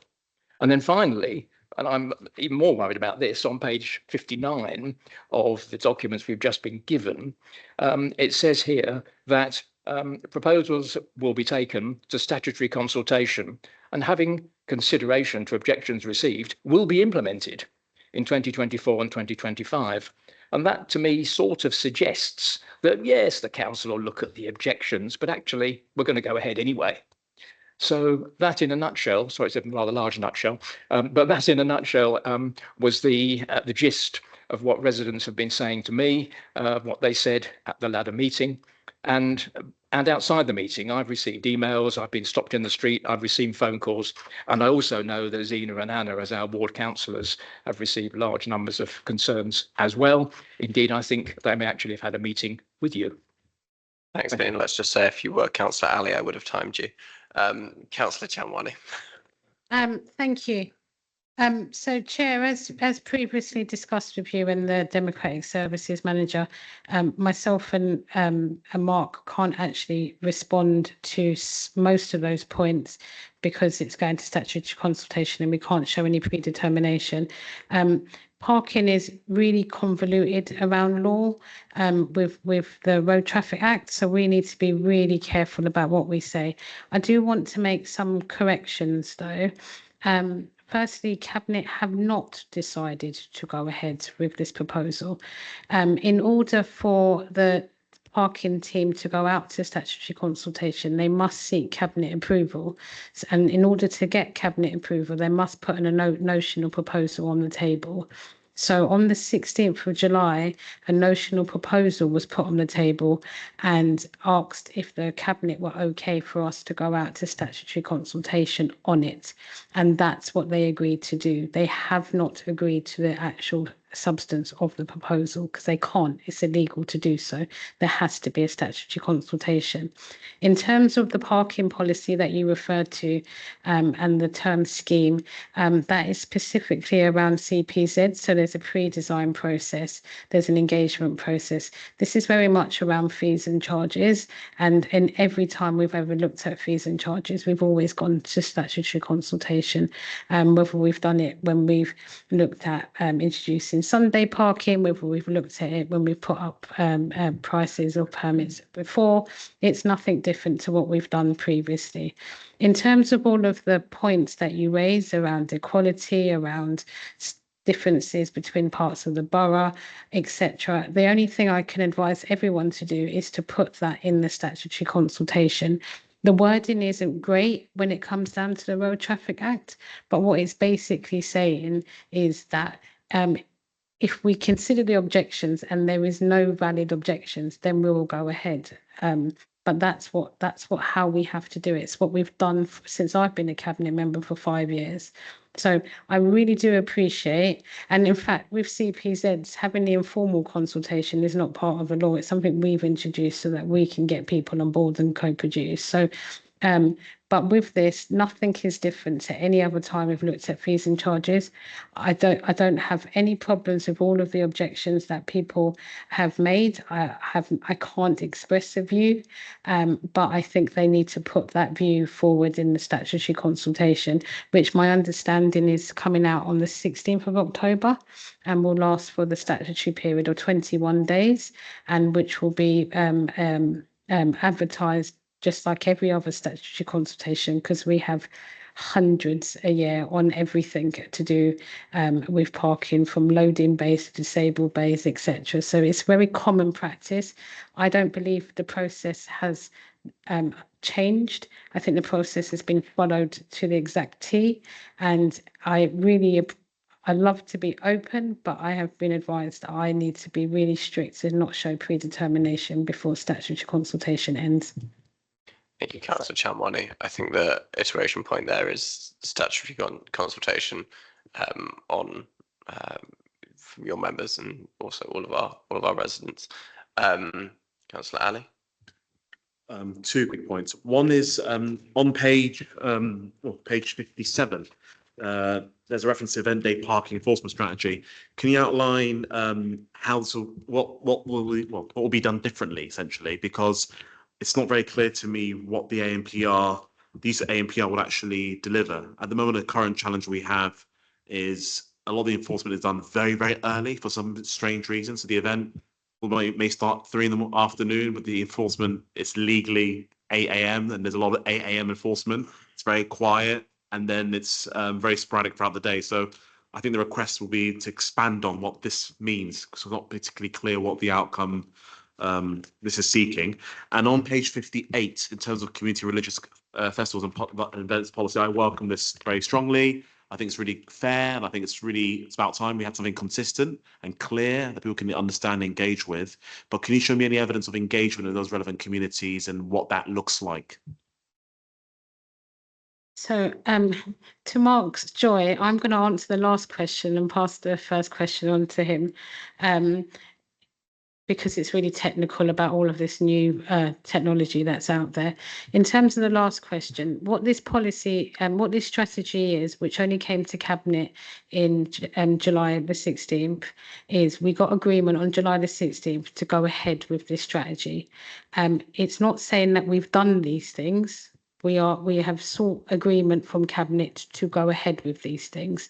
In terms of everything in here, these are things now, it's almost like a work program for the team to go through. In terms of how we engage to develop the community events and festivals policy, that co-production has not started, but it's something we're going to be working with Mark Groscroft as the community's champion with to see how the best way to do this is. There is a lot of festivals in the Jewish community, in the Kurdish community, in the Somali community, in the Muslim community that we really do need to think about what the thresholds are. There are some buildings, community event spaces that are conducive to having a suspension, and there's some of them that it's impossible for us to suspend. So we just want to show equity based on, for example, I think that Daymare have asked us previously, and the best we've been able to offer them is suspension of 10 bays, where in other places where it's a little bit more residential, not near Red Route, not near High Road, we've been able to be a little bit more flexible with how we can accommodate that event. But in answer to your question, what does that look like? That's been shaped and scoped at the moment. But what we've got from Cabinet is an agreement that we do need a policy on this. So in relation to the event day parking enforcement and strategy, that really relates to where we've actually had a number of communications through to us, generating concern about the number of additional events going on at Spurs, which I think go through planning committee at the moment. How do we deal with that in a better way than perhaps we've actually dealt with the football matches, for example? So do we need to go back and review our current approach to that? Do we need to rethink about how we deal with those events, those one-off events, because they do seem to be on a different dimension to the football ones? So there's an issue around that. We've also had concerns expressed about some of the events that get held at Ali Pali, where there's a lot of disruption. We've gone through the process of actually having a very similar temporary traffic management order to try and control the movement of coaches and buses to events being held there. Very disruptive. But the view from Alexander Ward is that, well, you need to do something slightly more different to that. So again, we're looking at that. Equally, in terms of Finsbury Park, whilst there are events going on there, there's a significant amount of disruption when the events are held in there, and lots of knock-on effects in terms of parking. So again, they're the three main locations where we're thinking, in terms of future events, we need to think about how we're going to deliver that in terms of the management from a parking enforcement perspective, in terms of making sure we get the right event day parking set up. And then in relation to the actual enforcement side of things, one of the issues that we've not previously used is a vehicle that can go around and pick up ANPR data just by driving around and help us in terms of that enforcement process. So we're working at that at the moment. The vehicle, the ANPR vehicle, has been provided to us. We are working with Taranto in terms of how we can actually then synchronize the activity that vehicle can pick up in relation to our parking enforcement setup, and make sure we can actually pick up more in that way. In relation to the lamp that Councillor Chamali referred to earlier on, part of the consideration is how do we go back and review that? That will actually have an impact in terms of what we do at Spurs. So there's lots of activity in this space that we know we need to address, which is why it's a strategy in terms of setting out the things we need to address. There's an action plan that supports the parking strategy. We're just trying to work our way through that to make sure that we deliver these.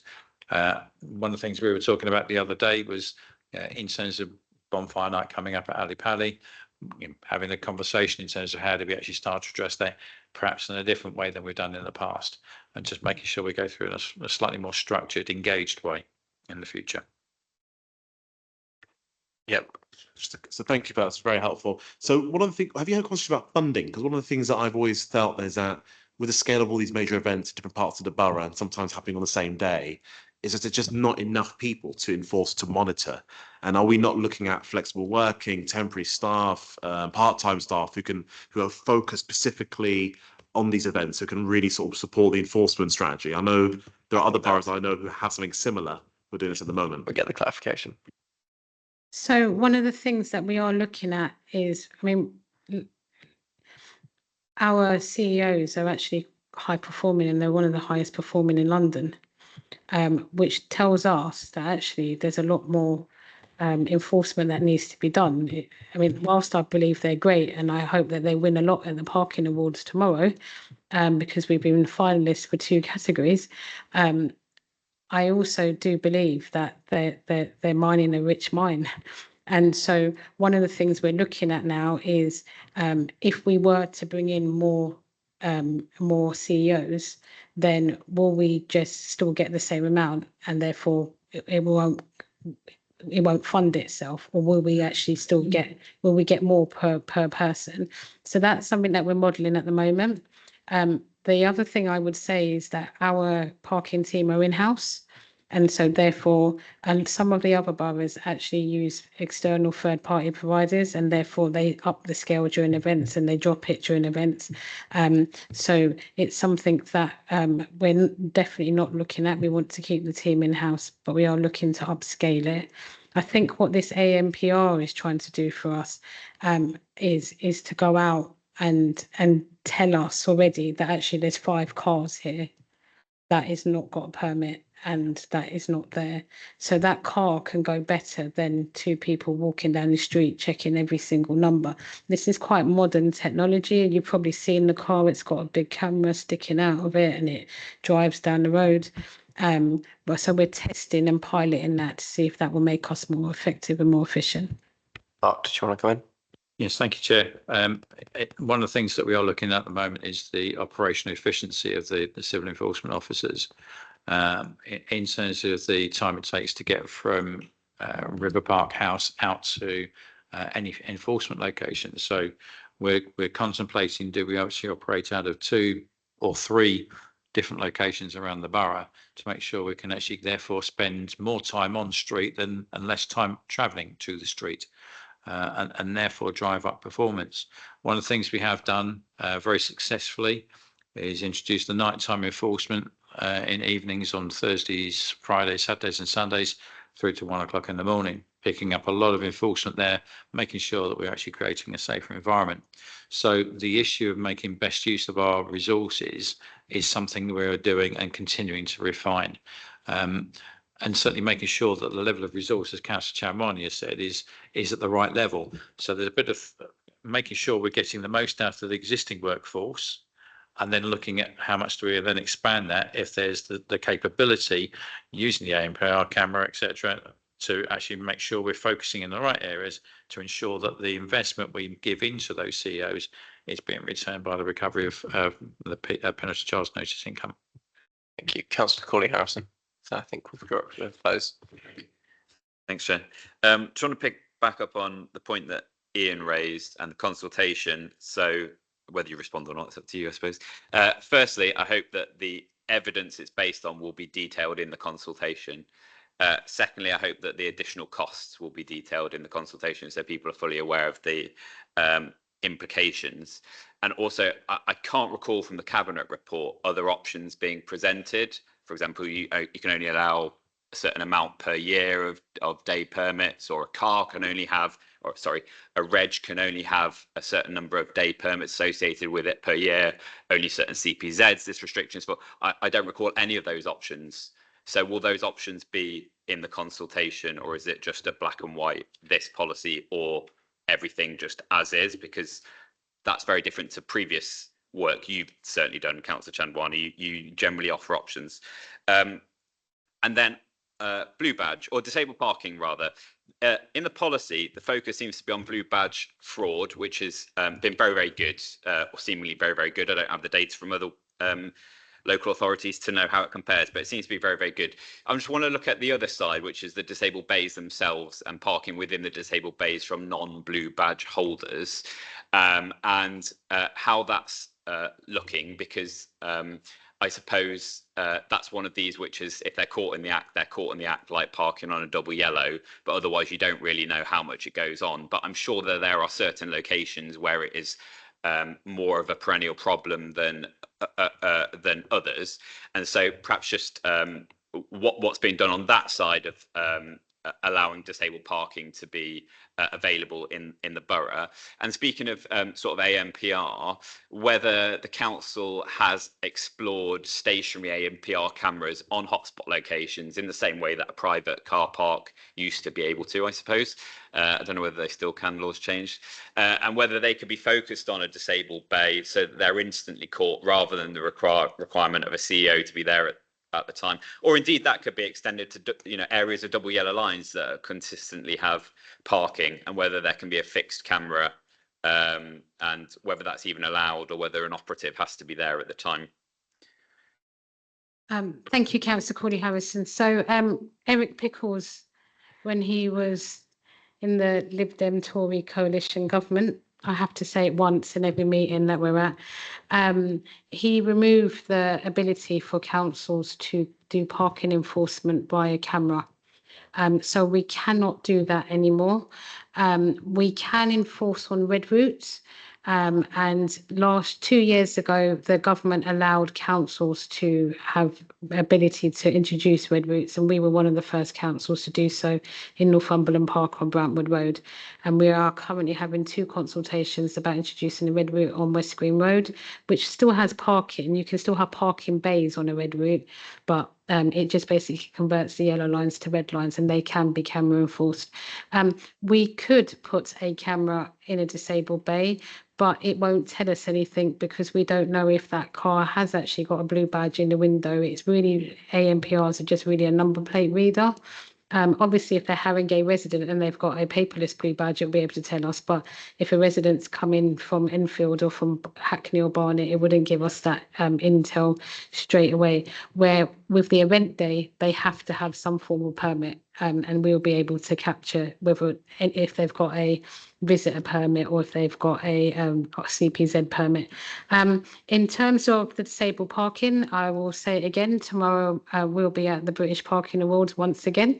We won last year for our disabled parking measures, and we've been a finalist again for this year, so maybe we'll win it again, who knows. In terms of, I've had residents in my wards that have had people parking in their bay. One of the things we're encouraging everyone to do is turn their bay into a dedicated bay, because that's even, it comes with an even extra sign, etc. Some of the people that are parking in disabled bays that are not dedicated are actually using the blue badge themselves, but it's just that resident is the one who applied for that bay, so that's why we put out the dedicated bay system. Each one of those residents has a phone number, and they can call it up until 10 o'clock at night, and it goes straight to the CEO supervisor's office. Obviously, if we have 3 bases, then it's easier for us to get down there and be able to do it. It's not great if you live far from Wood Green, and then supervisor's got to ride down there because then it can't get there if they're in Highgate or in Tottenham. But that's a system that we currently have. Our CEOs do actually find people, and we're going to get to the committee the list from Tim Gunn of how many people we have given PCNs to for the violation of parking in a disabled bay. And so it is something that we push to them to do, and how many checks they've done on every single blue badge, and how many blue badges they have found fraudulent, how many have gone to court. So we can circulate that to the committee.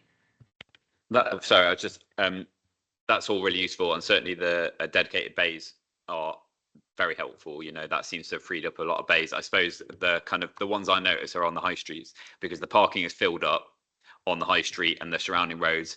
Oh, here's a disabled bay, I'll just park there for a minute, but a minute turns into 30 minutes. They've blocked it for someone that actually needs it, or indeed actually outside schools quite often is the same. That's the one bay that's left. Oh, I'll just pull in here, and that prevents someone using it. So it's more those that are, I would be very surprised if they were ever to turn into dedicated bays because of their location.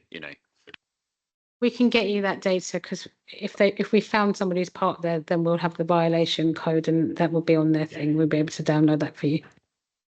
Just for clarity of the minutes, I don't think there was any more on the parking policy and the statutory consultation that you mentioned. I might have missed it, but there's nothing more you can say on that. Is that right? Not really. I mean, I think the options that you were asking about, Luke, there were different ways that we're looking at this. On council estates, I live on a Haringey council estate, we're capped. We're only allowed 32 hourly permits. There is no daily permits on estates. So we're allowed 32 every 3 months. So there is a cap. There has been obviously discussions with me and the service whether we want to go down the cap route. I personally don't. I don't think I have the right to even think about telling people how many visitors they're allowed at their house. I do want to make it clear that parking on street is roughly about £3 an hour, and we subsidise that by making it £1.25 an hour, and then people can pay up to £4 for the whole day. So that's where that kind of mathematics came from.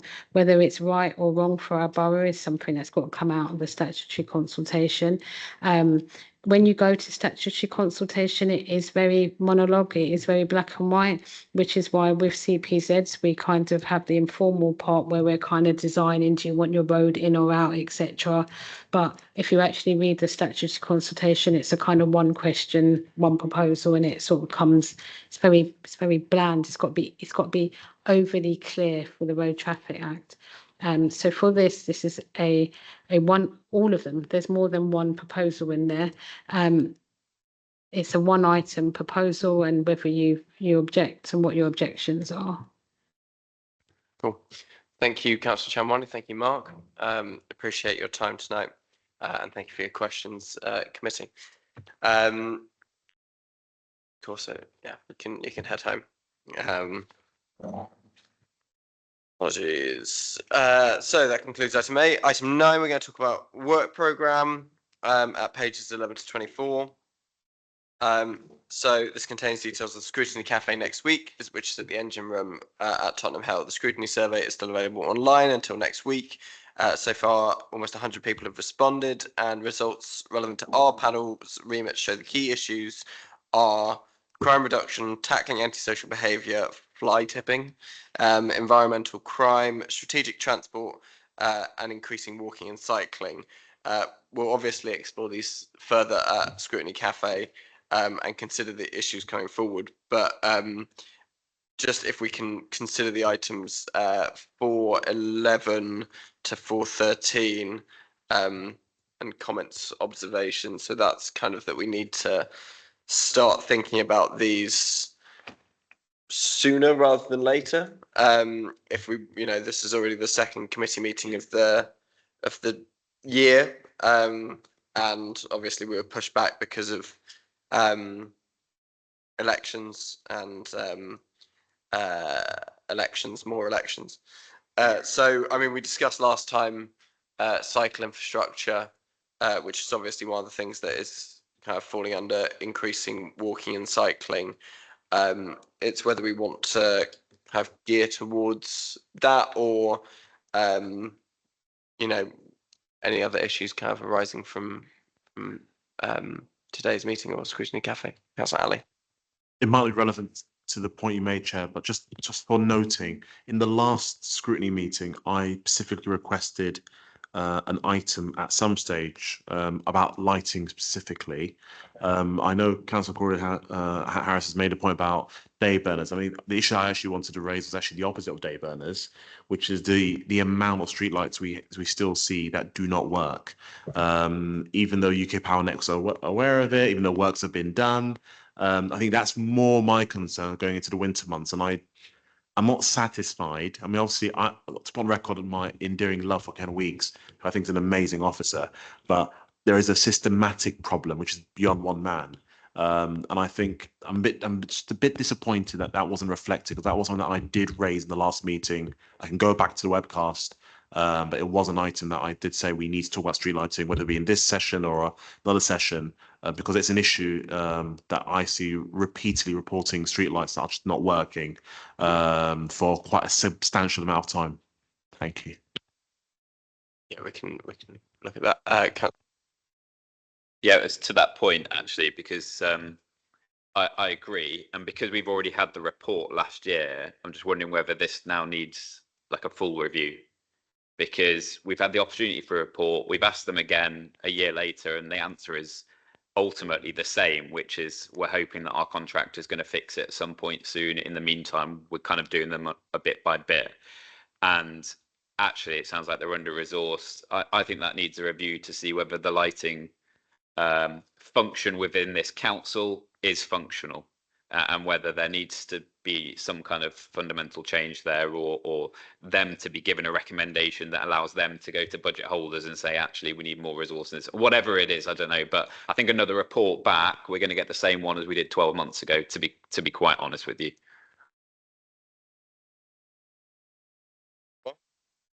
Regarding lighting, I live in Stroud Green, and there's lots of trees.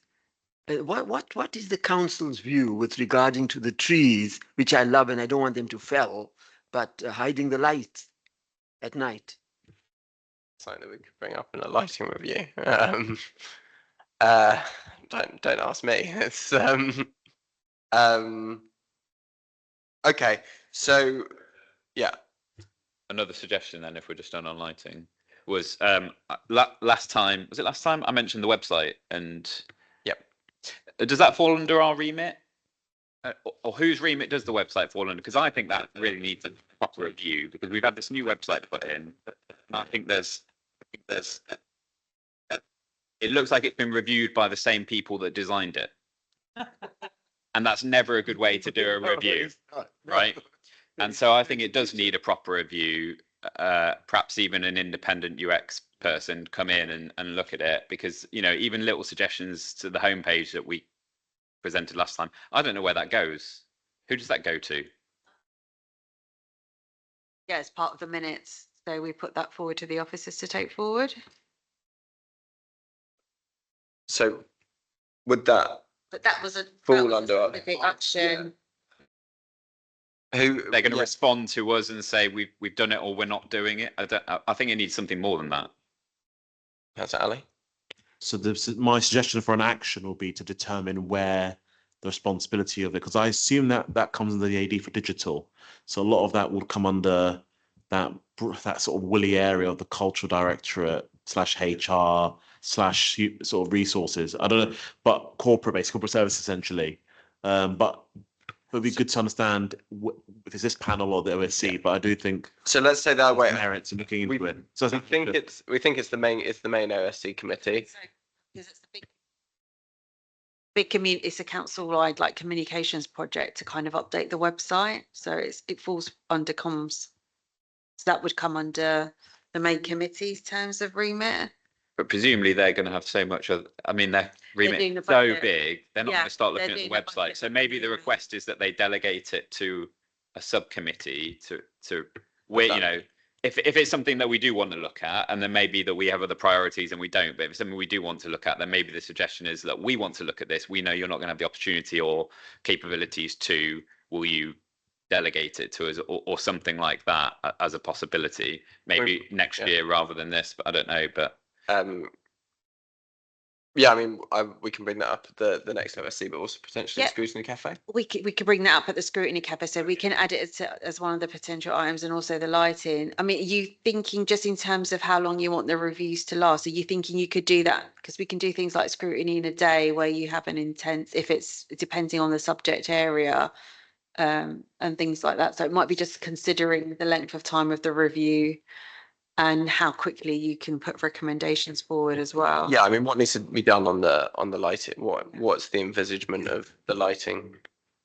Well, I'm not sure I'm not particularly sort of worried about the details. I think it's a case of, at the moment, I think it's acknowledged on both sides. You heard tonight that there's something going wrong, and I just think it's not a case of just reporting back in terms of how things are going, because I think we're aware of things are going. It's more about having a deep dive, looking into that particular area and what are the levers that need to be unblocked, if that makes sense. And if it's a resource issue, I'll give you an example. I mean, my ward, I have a number of streets, Ken is aware, that are just dim. very, very dim, and it's just unique to a certain number of streets. And for the life of them, they can't work out why.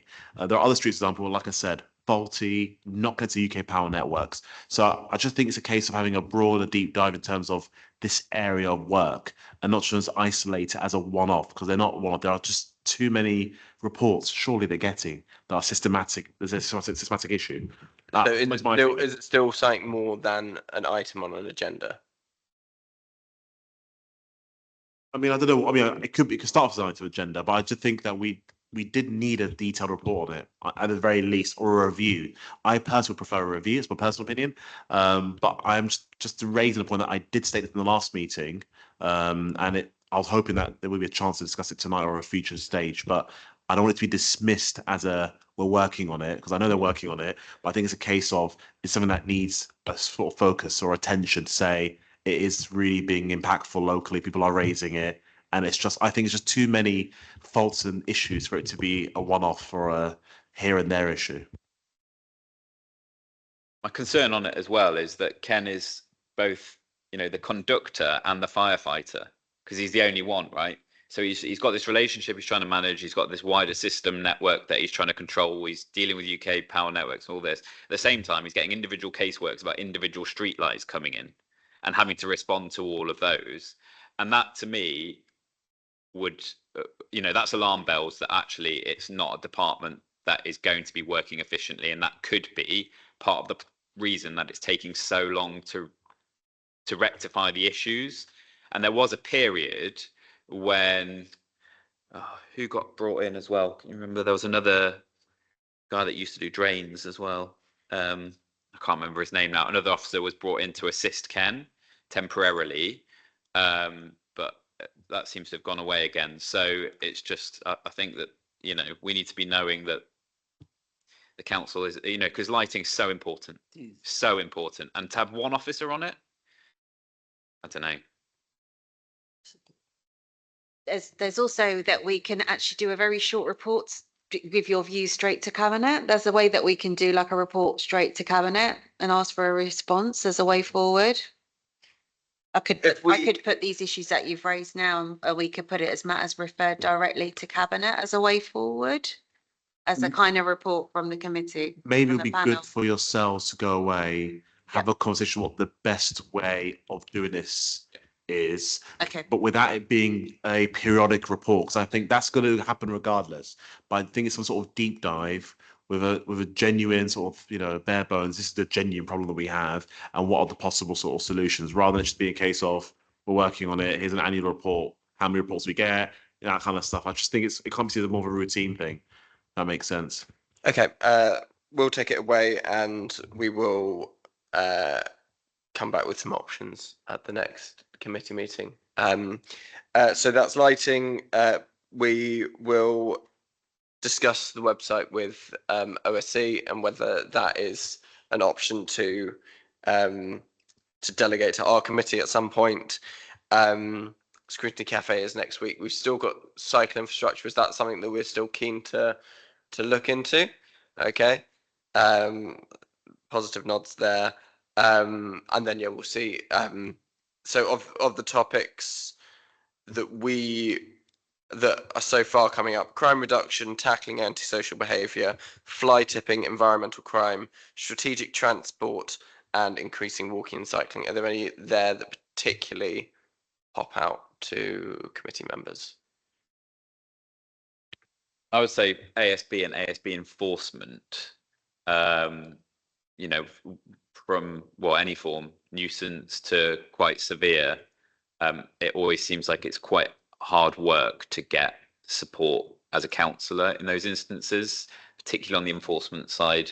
And that would include when it goes into housing as well as when it goes into general, because they seem to be split. And I think that doesn't help. But that, I think, probably for me would be the priority of that. Just to add to that, that was exactly what I was going to say, was the intersection, for want of a better word, between tenancy management and ASB. It gets very, very messy very, very quickly, and you can struggle to get coherent responses because of that.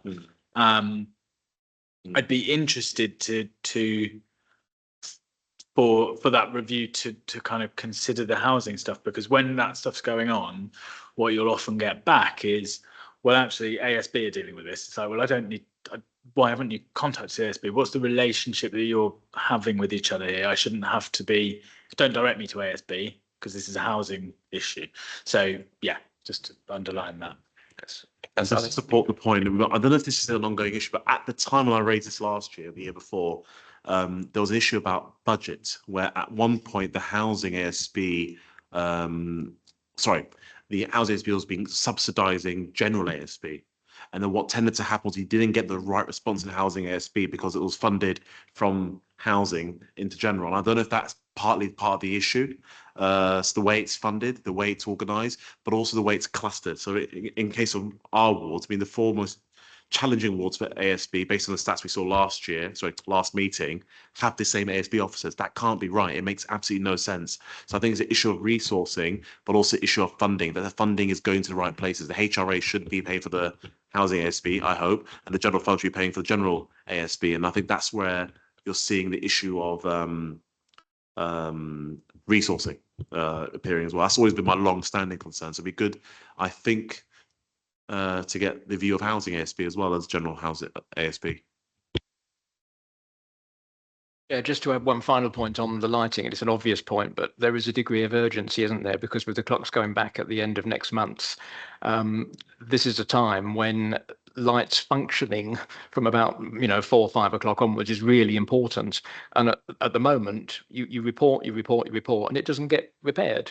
Whereas in the past, in all fairness, when you reported it, it would be done almost instantly. So clearly there's something structural which has gone really, really wrong with the system that used to work very well and now barely works at all.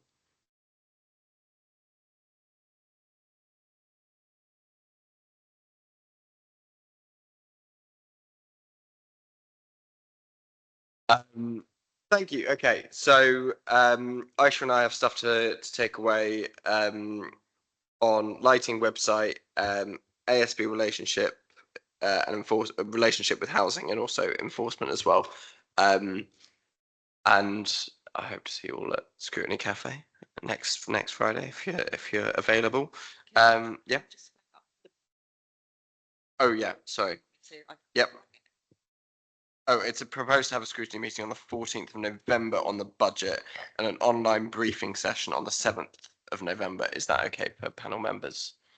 So this is regarding the budget. I will explain that a bit more. Just to explain, we're having the budget go to cabinet in November rather than December. So it's the 12th of November that we'll have it at cabinet. So there's an opportunity then now to kind of have scrutiny panels look at things in like the ones that we do have, to have them look at the budget proposals in November, because we often get it quite late in December and sometimes people are just getting ready to be on leave. And so that would be, so the proposal is, because we've got something in the diary for the 7th of November, so it would be to have maybe that as the kind of prior briefing session, and then to have the actual kind of meeting where you go through the recommendations a week after on the 14th. Yeah, but the papers will have been published on the, we think so. They'll be published on the 4th. And we're also getting a SIP qualified external person to do some training as well with councillors on the budget as well. So that I think we've got something in the diary on the 11th of November that's online, and the papers would have been released by then. So that would be a good opportunity just to kind of have that as well. So we're planning to do that a bit earlier in November.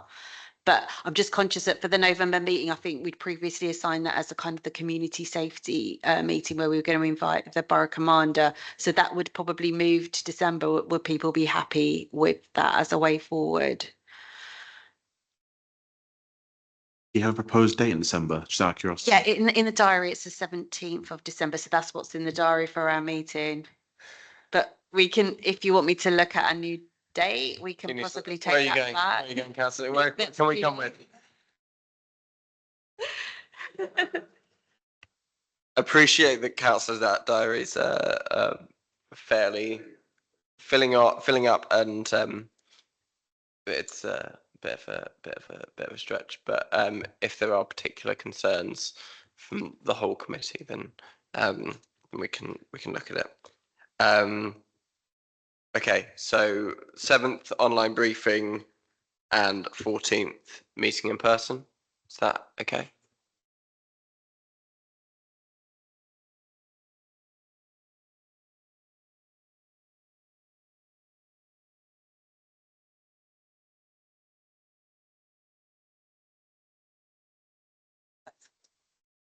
I mean, there is potential to look for other dates. I mean, I'm just wary that, you know, yeah, it's going to be tough finding a date that works for everyone, even with dates in the diary. Month. Well, okay. Cool. Moving on to item 10. Yep. Yeah, because we've all got it in the diary for the evening. I was just going to leave it for the 6:30 because that was going to be the in-person one. So yeah, from 6:30. Sorry, Chair. Yep. If the online briefing, is it a closed meeting or public meeting? It's a closed one. It's just for you to have a look through to kind of prepare yourselves for the actual 14th when If it's you a do closed that. meeting, could I request it start a little bit later? Tiny bit, if possible, because I understand that we have a routine for the public scrutiny meetings, but 7 p.m. start, if it's a closed meeting, if it's just a briefing, would generally help a little bit with childcare and work and things, and if possible, Even if it's online. even if it's online, it would be a genuine help. Extra half an hour. Yeah. I'm glad you didn't say that on a mic, Luke. Yeah, I'm happy for that. Are people happy with that? Yep, cool. Gives me a chance to cook my dinner rather than deal with and walk the dog. It's a very different life that we live.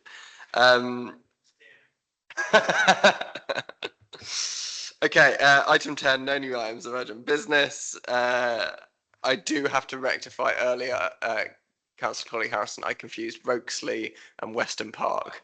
There we go. It's 2 primary schools adjacent to our ward. So dates of future meetings, we've had that discussion. Please can we note the dates of future meeting? And that concludes this meeting. Thank you all.